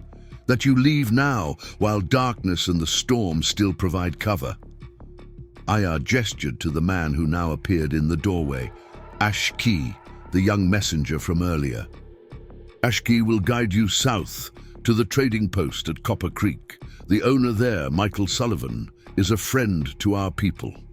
He can arrange passage further east, perhaps to the railroad at Santa Fe. Rebecca clutched the blankets tighter. And Thomas, what happens to him? Aya and Ashki exchanged a look that spoke volumes. The council has voted to create a distraction, Aya explained carefully. When Hayes and his men are drawn away, others will attempt to free Thomas. The plan was dangerous. That much was clear from Aya's measured tone. People would be risking their lives, first to help Rebecca and Hope escape, then to rescue Thomas. More lives endangered because of her. No, Rebecca said, the word falling between them like a stone. I won't run anymore. Aya's eyes widened. You cannot surrender. These men will show no mercy. I'm not suggesting surrender. Rebecca rose from the bed, gently lifting Hope into her arms. The infant stirred but didn't wake. I'm suggesting we face them, but on our terms, not theirs. Ashki spoke then, his English more hesitant than Aya's, but clear enough. What terms? They have guns. They have Thomas. What leverage do we have? Rebecca thought of Nora's quiet strength, of Thomas's sacrifice on the ridge, of Elder Yazi's dignity as he prepared to defend his people's sovereignty. These were not people who surrendered to fear, who bowed before threats. The truth, she said finally. We have the truth, and we have witnesses. Aya looked confused. What witnesses? To what truth? To what really happened in Willow Creek? To what the Hayes family did to me? Rebecca's mind raced, pieces falling into place. Samuel fears exposure as much as he fears losing control. That's why he's been so desperate to find me. She turned to Ashki. How many men does he have with him? 4 altogether, including himself. 1 is guarding Thomas. The others watch the perimeter of their camp. And one of them, is he younger, with light hair, possibly reluctant to be there? Ashki considered this. Yes, one man sits apart from others, speaks little, watches forest, not settlement. Matthew, Rebecca breathed, Gabriel's younger brother. He never wanted part of this. She paced the small room, energy returning with the formulation of a plan. We need to get a message to him privately, and we need to send word to Willow Creek, specifically to Sheriff Parker.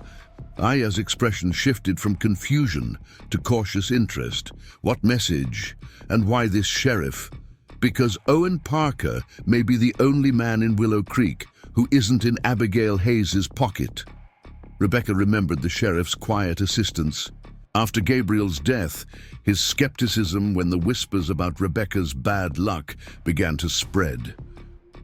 He's a fair man, bound by law rather than superstition. Rebecca outlined her plan quickly, aware that time was precious. Ashki would deliver. A message to Matthew Hayes, away from Samuel's watchful eye. Another messenger would ride for Willow Creek, carrying a letter to Sheriff Parker, explaining everything that had happened. And then, Aya pressed, what if your sheriff doesn't come?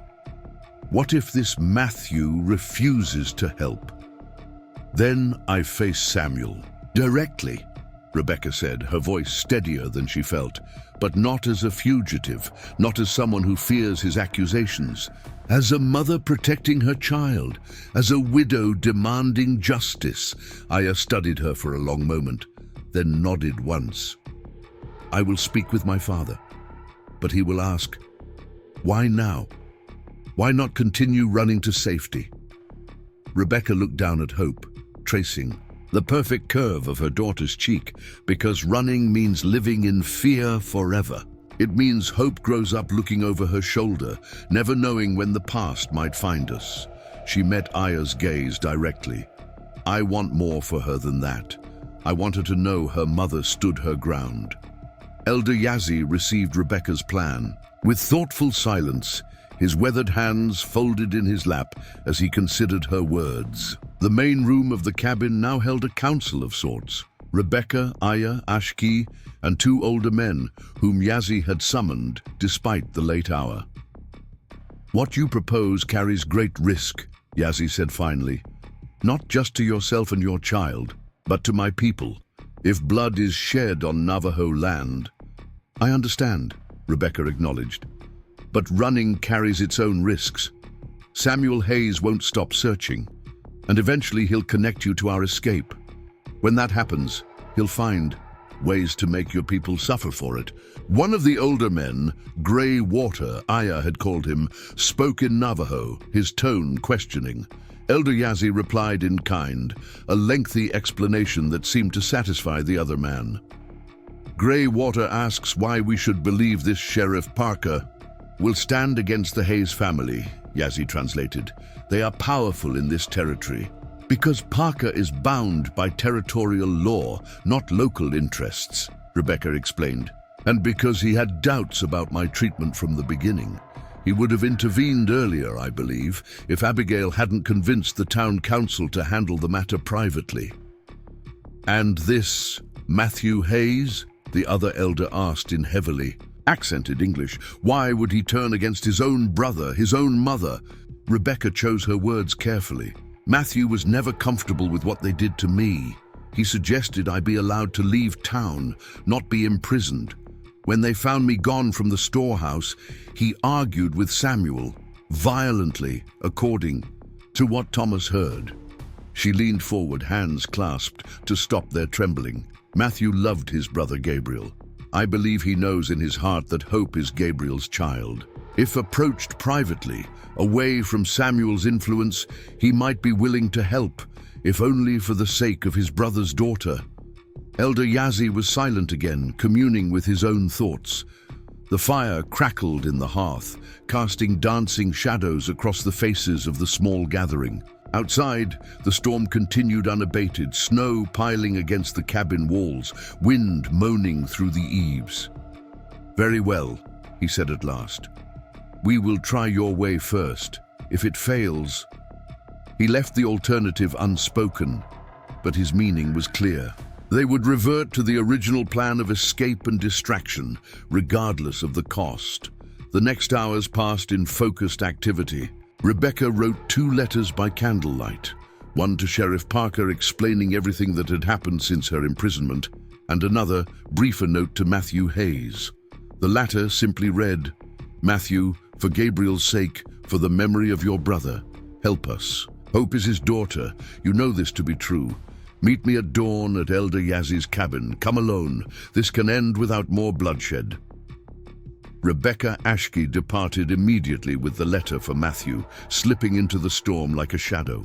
Another young man, whose name Rebecca didn't catch, was dispatched to Willow Creek with her message for Sheriff Parker, bearing additional supplies for the longer, more dangerous journey. Now we wait, Elder Yazzie said, as the cabin door closed behind the messengers. And we prepare. Preparation took many forms. Aya and the women of nearby cabins gathered supplies, food, medicine, additional blankets. Men checked weapons and established a perimeter watch around the settlement, with special attention to the area where Samuel and his men had made camp. Dawn was still hours away when Ashki returned, snow-covered but successful in his mission. Message delivered, he reported. The young Hayes was alone, watching the southern approach. He read your words. Ashki's expression revealed nothing. Of Matthew's reaction, he said nothing but nodded once, and he understood to come alone.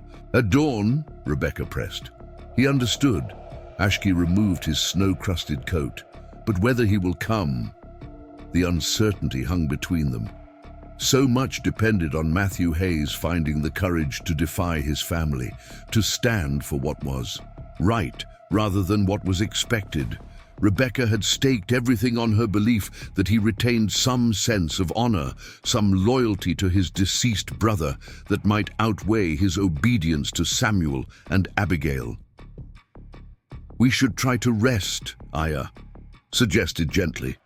"Dawn will come soon enough." Rest proved elusive.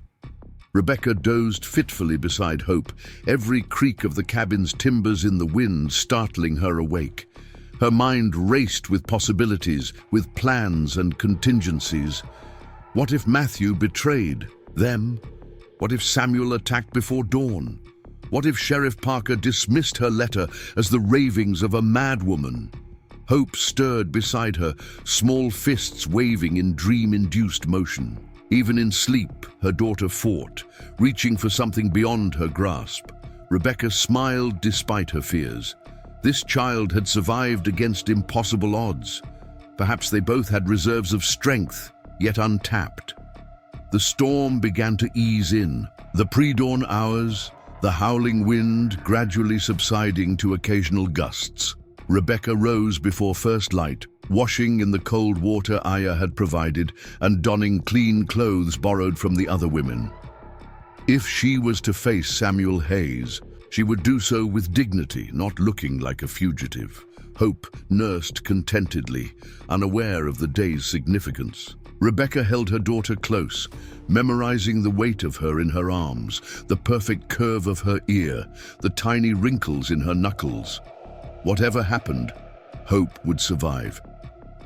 Elder Yazzie had promised that much. If all else failed, the child would be taken to safety. Elder Yazzie himself seemed transformed in the grey light of dawn. He had dressed with ceremonial care. Clean shirt, best blanket draped over his shoulders, hair neatly braided. Around his neck hung a pendant of turquoise, not unlike Nora's, marking his status among the people. "The young Hayes approaches," Ashki announced from his position at the window, alone as promised. Rebecca's heart leaped into her throat. She handed Hope to Aya, who wrapped the infant securely and stepped back into the shadows of the room. This first confrontation was best handled without the child's presence. Elder Yazzie moved to the door with surprising agility for his years. "I will greet him. You wait until I call for you." Rebecca nodded, suddenly uncertain despite all her planning. Matthew Hayes had never been cruel like Samuel, but neither had he openly defied his family to help her. Would he truly stand with her now, or was this a trap? From her position near the hearth, Rebecca heard Elder Yazzie's formal greeting and Matthew's hesitant response. Their conversation was too low to make out clearly, but the tone seemed civil, cautious rather than confrontational. After what felt like an eternity, Elder Yazzie opened the door wider. "Rebecca," he called, "he will speak with you." She stepped forward on legs that threatened to betray her, emerging into the main room with her chin held high. Matthew Hayes stood just inside the doorway, removing his snow-dusted hat as she appeared. He looked thinner than she remembered, his face drawn with fatigue and something that might have been shame. "Rebecca," he acknowledged with a slight nod. His gaze darted around the cabin, perhaps searching for Hope. "You look, well." "I survived," she replied simply. "No thanks to your family." Matthew flinched at that, but didn't deny it. "Your note said you wanted to talk about ending this without more bloodshed." "Yes." Rebecca gestured to the table. "Will you sit, please?" He hesitated, then moved to the offered chair, perching on its edge, as if prepared to flee at any moment. Elder Yazzie positioned himself near the door, not blocking it, but present as a silent witness to whatever unfolded. Rebecca sat across from Matthew, folding her hands on the table to hide their slight tremor. I need to know where you stand, Matthew, with your brother and his innocent child, or with Samuel and your mother's cruelty. He looked down at his hat, turning it slowly in his hands. It's not that simple. It is exactly that simple, Rebecca countered. They locked me in a shed to die. Me and your brother's unborn child. There's no justification for that. I didn't know they were going to do that, Matthew said quickly, looking up. I thought they were just going to keep you at the ranch until the baby came, then decide what to do. He swallowed hard. When I found out what Mother and Samuel had done. You argued with them, Rebecca finished. Thomas Blackfeather told us. He heard it was quite a fight. Matthew touched his nose unconsciously, perhaps remembering Samuel's fist connecting with it. Samuel said it was necessary, that the child was wrong somehow, cursed. He shook his head. I never believed that. Not really. Then why didn't you help me? The question that had haunted Rebecca for days finally emerged, sharp with accusation. Why didn't you at least check if I was still alive? I did, Matthew admitted quietly. The next morning, I brought food, water, but you were already gone. The lock was broken. He looked at her directly for the first time. I was relieved. I thought maybe you'd escaped on your own, found help somehow. Nora Blackfeather found me, Rebecca confirmed. She delivered hope, saved both our lives. Hope? A flicker of something, wonder perhaps, crossed Matthew's face. The baby, she's alive? Healthy? Rebecca nodded. Would you like to see your niece? The question hung between them, a test of sorts. If Matthew recoiled, if he showed any hint of his mother's superstitious fear, Rebecca would know this attempt at alliance was doomed. But Matthew surprised her. Yes, he said simply.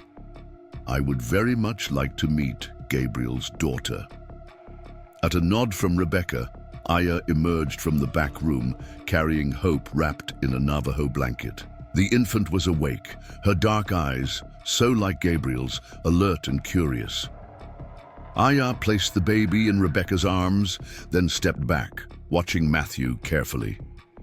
This is Hope Morgan, Rebecca said, turning so Matthew could see the child clearly. Your brother's daughter. Matthew's composure cracked, his eyes filled with tears as he gazed at the infant. She has his eyes, he whispered. Exactly his eyes. Yes, Rebecca felt her own throat tighten. And his chin, his determination. Matthew reached out a hesitant hand, then pulled back. May I? Rebecca nodded, carefully transferring Hope to his arms. He held the baby with surprising competence, supporting her head naturally. Hope studied this new face with solemn interest, one tiny hand escaping the blanket to wave in the air. Hello, little one, Matthew murmured. I'm your Uncle Matthew. He looked up at Rebecca, his expression transformed by the child in his arms. What do you need from me? Tell me, and I'll do it. Relief coursed through Rebecca, so powerful she felt momentarily lightheaded. I need you to stand with us against Samuel, to tell the truth about what happened, what your mother and brother did. Matthew's face darkened. Samuel has Thomas. Blackfeather, he's threatening to kill him if the Navajo don't turn you over. I know. That's why we need to act now, before more people are hurt.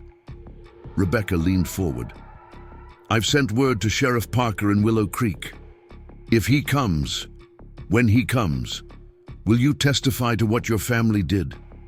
Will you stand for the law, rather than for Samuel's vengeance? Matthew was silent for a long moment, his gaze returning to Hope's face. The child had grasped his finger, holding it with surprising strength. I should have stood against them sooner, he said finally. Maybe if I had. We can't change what's done, Rebecca said gently, but we can choose what happens next. Matthew nodded, resolution forming in his eyes. I'll stand with you, for Gabriel's sake, for Hope's future. He carefully returned the baby to Rebecca's arms. But we have a more immediate problem. Samuel won't wait much longer. He's giving the Navajo until noon to surrender you. After that, he left the threat unspoken. Elder Yazzie, who had been silent throughout the exchange, finally spoke. What would you suggest, Matthew Hayes? You know your brother's ways better than we do. Matthew thought for a moment. Samuel values appearances, what people think of him. He wants to be seen as a man of authority, of righteousness. A bitter smile touched his lips. That's why he's so careful to frame his actions as justice rather than revenge. So we make this public, Rebecca said slowly. We don't meet him. In secret, don't negotiate in shadows. Exactly. Matthew rose, pacing the small room as his plan took shape. If we confront him openly, with witnesses, not just Navajo, but others whose word would carry weight with the territorial authorities, he'll be forced to justify his actions rather than simply imposing his will. Elder Yazzie stroked his chin thoughtfully. The trading post at Copper Creek, Michael Sullivan, is respected by both white settlers and native peoples. If we could bring this confrontation to his establishment, Sullivan's post is neutral. Ground, Matthew agreed, and it's a natural gathering place. People come from miles around, especially after a storm when they need supplies.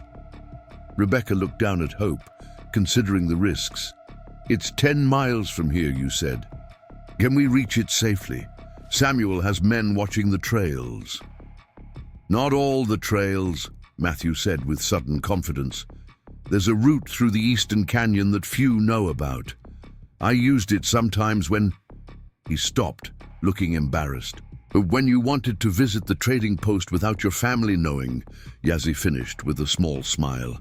We are aware of your friendship with Sullivan's daughter. Matthew's cheeks colored slightly. Catherine and I are acquainted, yes, but more importantly, Sullivan will stand for what's right. He has no love for the Hayes family since Samuel tried to force him to sell his land last year. The plan crystallized quickly after that. Matthew would return to Samuel's camp, claiming he had been scouting the southern perimeter. Meanwhile, Rebecca, Hope, and a small group of Navajo would take the hidden trail to Copper Creek, arriving before noon.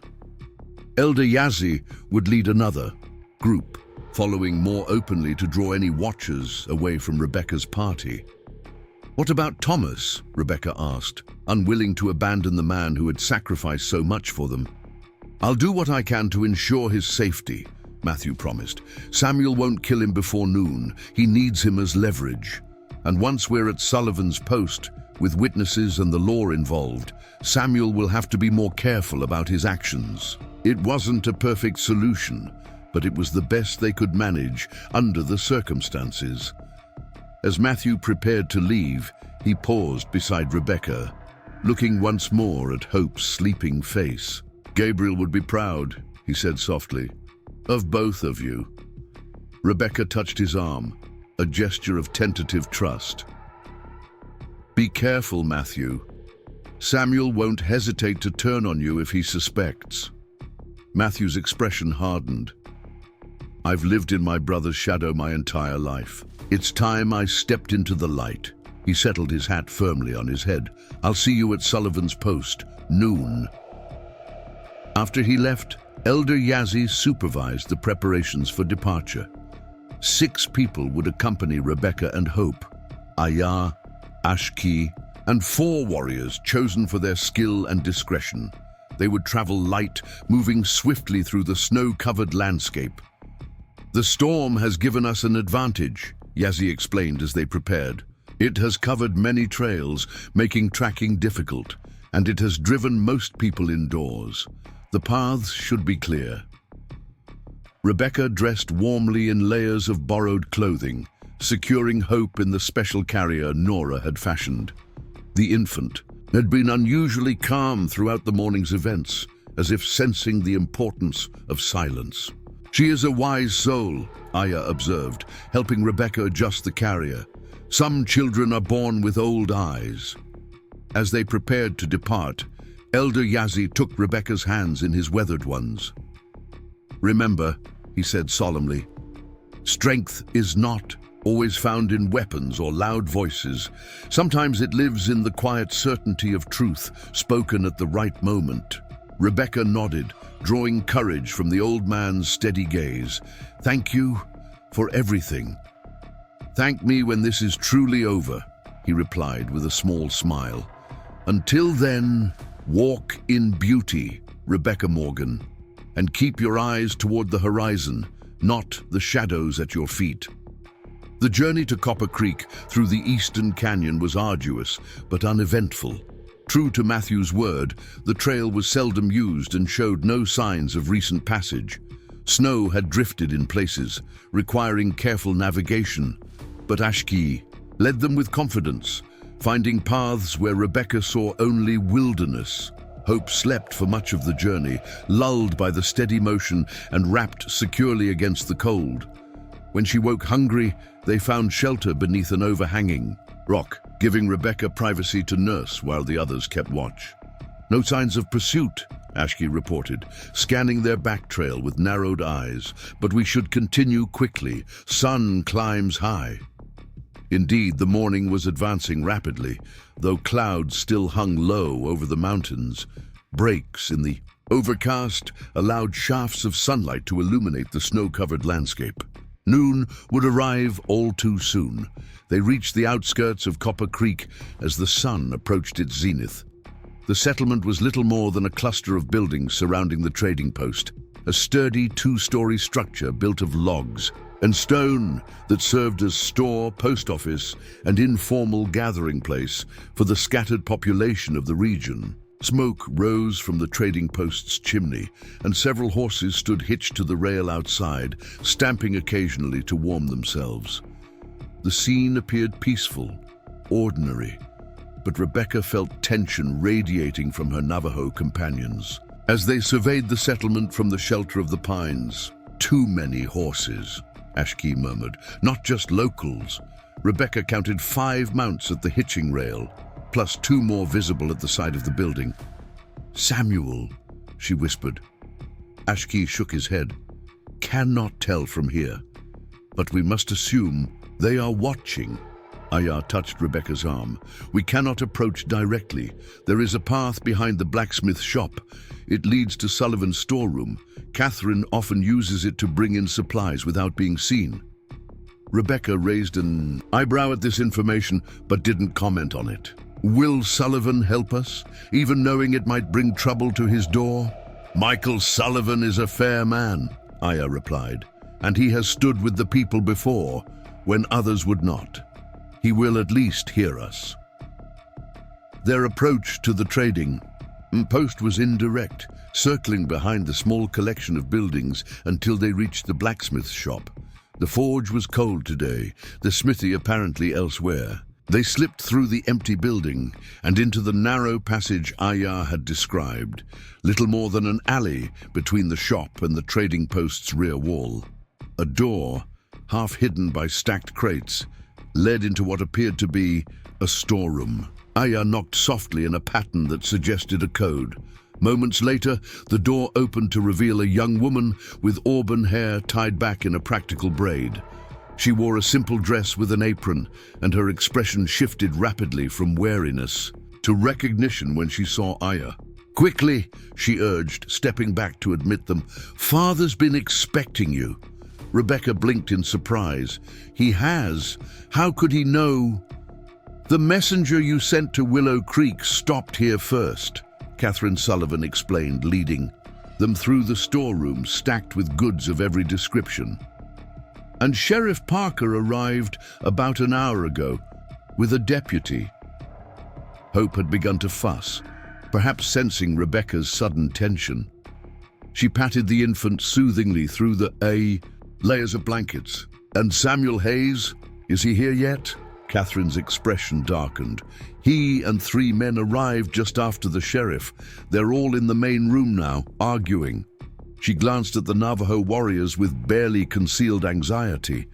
"Perhaps your friends should wait here?" Hayes already has Thomas Blackfeather tied up like an animal. If he sees more Navajo... Ashki conferred briefly with the others in their native language, then nodded. We will remain hidden, but close. If there is trouble... There won't be, Rebecca said with more confidence than she felt. Not with Sheriff Parker present. Catherine led Rebecca and Aya toward the door that presumably opened into the trading post's main room. As they approached, voices became audible, men arguing, their tones sharp with conflict. Under no jurisdiction here, Parker. Samuel's voice, unmistakable in its arrogant certainty. This is a family matter. Kidnapping and attempted murder aren't family matters, Hayes. This voice was new to Rebecca, deeper, with the measured cadence of authority. Their territorial law matters, my matters. You have no proof of such ridiculous claims, Samuel scoffed. Just the ravings of a woman who abandoned her husband's family after his death. I have Matthew's statement, the sheriff countered, and the testimony of Nora Blackfeather about the condition in which she found Mrs. Morgan. Rebecca's heart leaped at the mention of Nora. Was the healer here as well? Catherine paused at the door, turning to Rebecca. Are you ready? Once you step through, there's no going back. Rebecca adjusted Hope's carrier, ensuring the infant was secure against her chest. She squared her shoulders and drew a deep breath. I've been running for too long. It's time to face this. Catherine nodded and opened the door. Father, she called. Mrs. Morgan is here. The conversation in the main room ceased abruptly. All eyes turned to the doorway as Rebecca stepped through, Aya, a silent presence at her shoulder. The trading post's main room was large, divided. Between the store itself, shelves stocked with goods, a long counter for transactions, and an informal gathering area with tables and chairs near a stone fireplace. It was at one of these tables that the confrontation had been unfolding. Sheriff Owen Parker, a tall man with a weathered face and the quiet confidence of someone accustomed to authority, stood with one hand resting on his holstered pistol. Beside him was a younger man, presumably his deputy, nervously fingering his own weapon. Across from them sat Samuel Hayes, his face flushed with anger or drink or both. Two ranch hands flanked him, their expressions wary, and at a neighboring table, slightly apart from the others, sat Matthew Hayes, his posture stiff with tension. But it was the figure near the fireplace that drew Rebecca's immediate attention. Nora Blackfeather stood there, calm and composed, in her traditional dress, the turquoise pendant gleaming at her throat. Their eyes met across the room, and Nora inclined her head in a small gesture of acknowledgement. Rebecca Morgan, Samuel snarled, rising from his chair. Finally done hiding behind women and savages. Sheriff Parker stepped between them, his hand still on his weapon. That's enough, Hayes. Mrs. Morgan is under my protection now. Michael Sullivan, a barrel-chested man with graying hair and shrewd eyes, moved from behind the counter. This is my establishment, gentlemen. I'll not have bloodshed within these walls. He nodded respectfully to Rebecca. Mrs. Morgan, you and your child are welcome here. Samuel's laugh was ugly, derisive. Her child? You mean her bastard, the spawn she's tried to pass off as my brothers get. Matthew stood abruptly, his chair scraping against the wooden floor. That's a lie, Samuel. And you know it. All eyes turned to the younger Hayes brother, surprise evident on many faces. Samuel's expression darkened dangerously. Careful, little brother. You're already walking a thin line with your interference. It's not interference to speak the truth, Matthew countered, stepping forward to stand beside Sheriff Parker. Hope is Gabriel's daughter. Rebecca was never unfaithful. All this nonsense about curses and bad luck, it's just mother's superstition given teeth by your ambition. Samuel's hand moved toward the gun at his hip. Sheriff Parker's deputy tensed, but the sheriff himself remained calm. Touch that weapon, Hayes, and you'll hang. I've got written statements from 3 witnesses about your treatment of Mrs. Morgan. Add assault on a woman and child in front of the law, and not even your mother's money will save you. For a moment, the room balanced on a knife's edge of violence. Rebecca could see the calculation in Samuel's eyes, weighing the cost of action against his pride, his rage, his need to control the narrative. "Where's Thomas Blackfeather?" she asked, breaking the tense silence. "You said he was here." Samuel's smile was cold. "The Indian? He's where he belongs, in the stable with the other animals." Nora stepped forward then, her voice cutting through the tension like a blade. "My brother is a free man, not property to be bound. Release him, and perhaps the spirits will show you mercy for your other crimes." "Threatening me, witch?" Samuel sneered. "Your heathen threats don't frighten me." "Enough!" Sheriff Parker's voice cracked like a whip. "Hayes, you're finished here.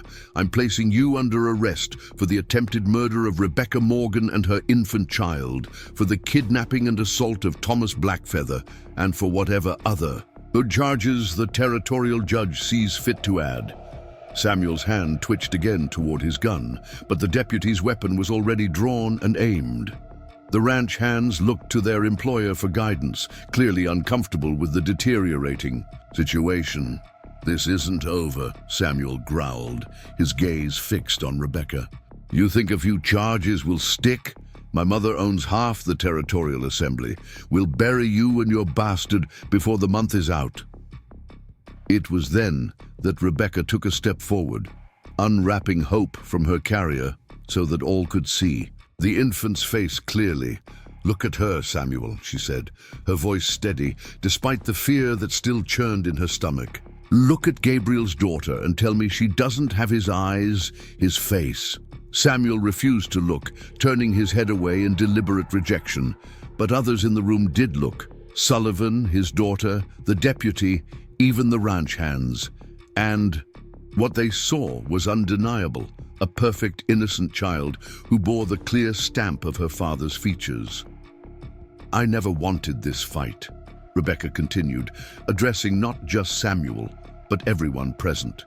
"All I wanted was to grieve my husband and raise his child in peace. You and your mother twisted grief into something ugly, something cruel." Sheriff Parker nodded to his deputy, who moved to secure Samuel's weapons. The elder Hayes' brother submitted, with poor grace, rage simmering beneath his forced compliance.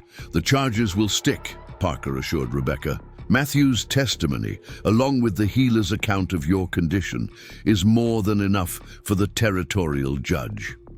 And I suspect once word spreads about what really happened, even Abigail Hayes' influence won't extend far enough to save her son." Michael Sullivan cleared his throat. "Perhaps we should tend to Thomas Blackfeather first. He was in poor condition when Hayes brought him in." Nora was already moving toward the door, her purpose clear. Rebecca made to follow, but Samuel's voice stopped her. "This isn't justice," he spat. "This is the law being twisted to protect a woman who brought nothing but misfortune to our family. Gabriel would still be alive if he hadn't married her." The accusation struck Rebecca like a physical blow. It was the unspoken fear she had carried since the mine collapse, that somehow, in some way, she had indeed brought bad luck to the man she loved. But before she could respond, Matthew stepped forward, placing himself directly in Samuel's line of sight. "Gabriel died because the mine was unsafe, because profits were more important than proper supports, because Mother and her friends on the mine board ignored the foreman's warnings for months." Murmurs rippled through the room at this revelation. Sullivan's expression hardened, and even the deputy looked shocked. Samuel lunged at his brother despite his restrained hands, only to be firmly held back by the lawmen. "The mine collapse wasn't an accident," Matthew continued, his voice gaining strength as years of suppressed truth finally found release. "It was negligence. Mother knew. Samuel knew. They silenced anyone who tried to speak up." The trading post fell completely silent. Even Hope seemed to sense the gravity of the moment, her tiny face solemn against Rebecca's chest. "You shut your mouth," Samuel hissed, struggling against the deputy's restraining grip. "You have no idea what you're talking about." I saw the reports, Matthew persisted. Gabriel showed them to me the week before the collapse. He was going to the territorial inspector, regardless of what Mother wanted. His eyes found Rebecca's across the room. That's why he was in the mine that day, gathering final evidence. Rebecca felt the world shift beneath her feet. Gabriel had never mentioned reports or inspectors. He had kissed her goodbye that morning, as he always did, promising to be home for supper. Had he been protecting her by keeping her ignorant, or had he simply not wanted to worry her until he was certain? "Is this true?" Sheriff Parker demanded, his weathered face grave. Matthew nodded. "The documents are in Gabriel's desk at the house. Mother never cleaned out his things. Too painful," she said, "but I think she was afraid of what might be found." Samuel lunged again, this time managing to break free enough to spit at his brother's feet. "Traitor! After everything this family has done for you." "Done for me?" Matthew's laugh held no humor. "Controlled me, used me, taught me that family loyalty matters more than truth or justice." He turned to the sheriff. "I'll testify to all of it. The mine reports, what they did. To Rebecca, everything." Sheriff Parker gestured to his deputy. "Take Hayes to the wagon. We're heading back to Willow Creek as soon as we've seen to Thomas Blackfeather." As the deputy led a still struggling Samuel toward the door, Nora returned, her expression troubled. "Thomas needs immediate care. The wounds have festered." Rebecca handed Hope to Aya and moved quickly to Nora's side. "What can I do to help?" "We need to bring him inside, near the fire," Nora replied. "His body temperature has dropped dangerously low." Sullivan immediately took charge, directing his daughter to clear a space near the hearth, while he and the remaining ranch hand went to help bring Thomas in from the stable. Matthew joined them without being asked, his face set with determination. They returned carrying Thomas on an improvised stretcher made from a stable blanket. The tracker's condition shocked Rebecca. His face was gray with pain and fever, his injured shoulder swollen and discolored. Samuel had clearly provided no treatment during the hours he had held Thomas captive. Nora knelt beside her brother, speaking softly in their native language. As she assessed his injuries, Hope began to fuss in Aya's arms, perhaps sensing the tension in the room. Rebecca reclaimed her daughter, soothing her with gentle bounces and whispered reassurances. "Will he live?" Rebecca asked softly, moving. To stand near Nora, the healer didn't look up from her work. "If the infection hasn't reached his blood, yes." Her hands moved with practiced efficiency, cleaning the wounds and applying medicines from the small bag she carried. "This treatment will help, but he needs rest, warmth, proper care." Michael Sullivan stepped forward. "He can stay here until he's well enough to travel. My home is above the store. Catherine will prepare a room." "Thank you," Nora said, genuine gratitude in her voice. "The people will remember your kindness." With Thomas settled and receiving care, attention returned to Rebecca and her situation. Sheriff Parker approached, his expression kinder than it had been when addressing Samuel. "Mrs. Morgan, I owe you an apology," he said, removing his hat. "I suspected something wasn't right with the Hayes family's account, but I didn't investigate thoroughly enough. If I had—" "You're here now," Rebecca replied simply. "That's what matters." Parker nodded, replacing his hat. "I'll need your formal statement for the territorial court. And the child, she'll need to be officially registered. The judge will want to establish legal guardianship." "Hope is my daughter," Rebecca said firmly. "Gabriel's daughter. There is no question of guardianship." "Of course," Parker assured her hastily. "But given the circumstances and the Hayes family's likely objections, we need to ensure everything is documented properly." Matthew stepped forward. "I'll stand as witness to Hope's paternity, and I'll ensure Mother doesn't contest it." His expression hardened with resolve. It's time she faced some hard truths of her own.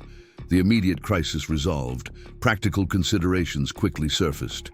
Rebecca could not return to Willow Creek, not with Abigail Hayes still in residence and surely nursing her own vengeance. Nor could she impose indefinitely on the hospitality of Elder Yazzie and the Navajo people. "You're welcome to stay here until you decide your next steps," Sullivan offered. "Catherine could use the help in the store if you're willing to work for your keep." Rebecca glanced at Hope, now sleeping peacefully in her arms. "I'm grateful, but I don't want to bring trouble to your door. Samuel may be in custody, but Abigail Hayes has other allies." "Let me worry about that," Sullivan said with a wry smile. "The Hayes family has tried to drive me out of business for years. I'm still here."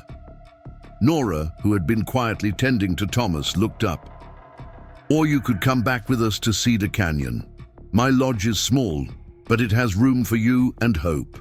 She held Rebecca's gaze steadily. "You have healing in your hands. I sensed it when you helped with the birth. I could teach you if you wish to learn." The offer stunned Rebecca. Among the Navajo, healing knowledge was precious, often kept within families or passed from teacher to carefully selected student. That Nora would offer to share such wisdom with an outsider was no small thing. "I don't know what to say," Rebecca admitted, "except thank you for everything." Sheriff Parker cleared his throat. "Whatever you decide, it should wait until after the trial. You'll need to be available to testify." Ayah, who had been conferring with Ashki near the door, approached. "Elder Yazzie says you should know. A messenger has returned from Willow Creek. Abigail Hayes has gathered men of her own. They ride this way." Parker swore under his breath. "How many?" 8, perhaps 10, Ashki reported. "Well armed." Sullivan moved to the window, peering through the curtain. "We need to prepare. If Abigail means to free Samuel by force, she won't succeed," Parker said firmly. "But I won't risk civilians in a firefight. Mrs. Morgan, you and the child should leave now with the Navajo. Head back to their settlement. While we deal with Abigail." Rebecca shook her head. "No, I'm done running." She handed Hope to Nora, her decision made in that moment. "If I leave now, we'll never be free of this. Abigail will pursue us wherever we go. It ends here." Matthew nodded, understanding in his eyes. "She's right. My mother only backs down when confronted directly. When forced to face consequences." And publicly, Sullivan checked his shotgun, propping it behind the counter. "Then we make a stand together." Preparations were swift and purposeful. Sullivan sent Catherine to warn the few other businesses in the settlement. The remaining ranch hand, uncomfortable with the brewing conflict, asked to leave and was allowed to go. Sheriff Parker positioned himself near the window, watching the approach to the trading post, while his deputy guarded the rear door.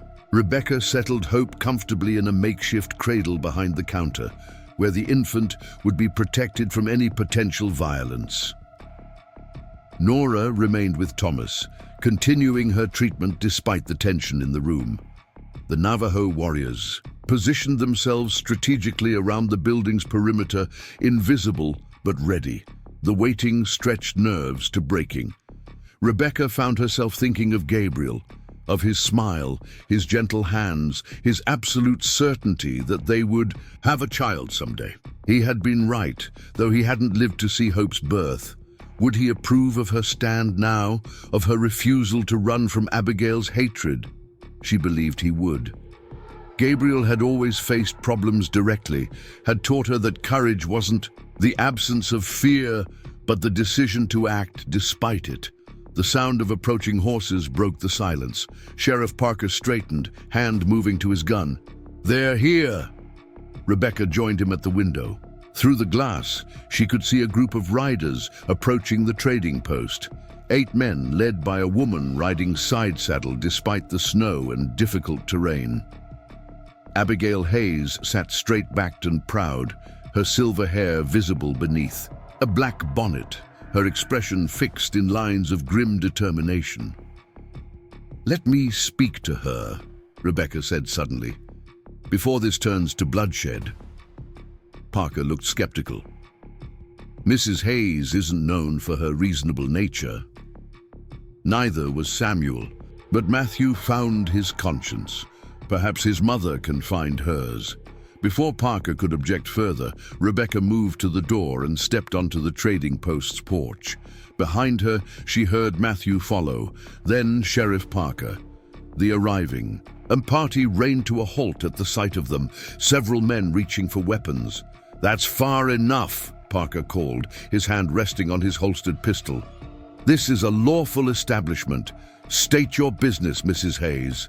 Abigail's cold gaze swept over them, settling on Rebecca with particular venom. "My business is family, Sheriff. I've come for my son." "Samuel Hayes is in custody for attempted murder," Parker replied evenly. "He'll stand trial according to territorial law." "Absurd charges," Abigail dismissed with a wave of her gloved hand, "based on the hysterical claims of a woman who abandoned her husband's memory to consort with savages." Rebecca stepped forward, her voice clear in the winter air. "I never abandoned Gabriel's memory, Abigail. I've honored it every day by protecting his child, the daughter you tried to murder." Abigail's face contorted with anger or pain, perhaps both. "That child is not my son's. Gabriel could not father children. We had consulted doctors in Denver. They were certain." This revelation struck Rebecca like a physical blow. "What?" "Mother, stop!" Matthew interjected, moving to stand beside Rebecca. "Gabriel told me about those consultations. The doctor said it might be difficult, not impossible. He didn't want to worry Rebecca with medical opinions that might be wrong." He met his mother's gaze directly, and they were wrong. Hope is his daughter. You need only look at her to see the truth. Uncertainty flickered across Abigail's face for the first time. "You've sided with her against your own family." "Why?" "Because it's the right thing to do," Matthew replied simply. "Because Gabriel would never forgive what you and Samuel did. And because Hope is my niece, my blood, whether you accept her or not." A tense silence fell. The men with Abigail shifted uncomfortably, several exchanging uncertain glances. They had come expecting a straightforward rescue, not a family schism laid bare. "Would you like to meet your granddaughter?" Rebecca asked suddenly, the words emerging before she had fully formed the thought. "She has Gabriel's eyes, his smile, when she isn't crying." Abigail stiffened. "You think I would accept a child born under such circumstances? After you've aligned yourself with those who oppose our family's interests? I think you're a mother who lost her son," Rebecca replied softly. "And perhaps part of your anger, your fear, comes from losing your last connection to him." Something flashed in Abigail's eyes, a momentary crack in her formidable armor. But it vanished almost instantly, replaced by the hard resolve that had driven her for decades. "Samuel comes with us," she announced, ignoring Rebecca's words. "These ridiculous charges will be dropped. The Hayes family has stood for generations. In this territory, we will not be brought low by the schemes of a widow and her illegitimate child." Sheriff Parker stepped forward. "Mrs. Hayes, I respect your family's position, but the law applies equally to all. Samuel will face trial for his actions. If you interfere, you'll join him in custody." The standoff teetered on the edge of violence. Behind Abigail, her men grew, increasingly restless, hands hovering near weapons. Parker's deputy emerged from the trading post, taking up position on the porch. From the corner of her eye, Rebecca saw Navajo warriors materializing from concealment around the clearing, arrows nocked and ready. Then, unexpectedly, Michael Sullivan's voice cut through the tension. "Perhaps there's another way." He stepped onto the porch, his manner deliberately casual, despite the shotgun held loosely in his hands. "A way that preserves the Hayes family's standing while still honoring justice." All eyes turned to the trader. Even Abigail looked curious despite her disdain. "Speak plainly, Sullivan," she demanded. "What are you suggesting?" Samuel leaves this territory permanently. He signs a statement acknowledging Hope as Gabriel's legitimate daughter and relinquishing any Hayes family claim on her or her mother. Sullivan's expression remained pleasant, but his eyes were hard. In exchange, charges are reduced to assault rather than attempted murder. He serves 6 months, then goes east with enough money to start fresh far from here. Parker frowned. "That's not full justice." "No," Sullivan agreed, "but it might prevent more bloodshed today, and it gives Mrs. Morgan and her daughter the freedom to live without fear of Hayes family retribution." Rebecca considered the proposal. It wasn't perfect. Samuel deserved harsher punishment for what he had done, but the prospect of ending this conflict without further violence, of securing Hope's future without a protracted legal battle that might drag on for years. "I would accept those terms," she said finally, "if Sheriff Parker agrees, and if Abigail and Samuel both sign legally binding documents." All eyes turned to Abigail Hayes. The family matriarch sat motionless on her, horse pride warring with practicality in her lined face. Finally, she inclined her head in the barest suggestion of a nod. "For the sake of the Hayes name, I will consider it." Her gaze hardened as it returned to Rebecca. "But understand this, you will never be welcome in Willow Creek again. Neither you nor your child." Rebecca met her gaze without flinching. "Willow Creek stopped being my home the day you locked me in that storehouse to die. Hope and I will make our own way." And in that moment, with the sun breaking through winter clouds to illuminate the snow-covered landscape, Rebecca knew with absolute certainty that they would do exactly that. Up next, you've got 2 more standout stories right on your screen. If this one hit the mark, you won't want to pass these up. Just click and check them out.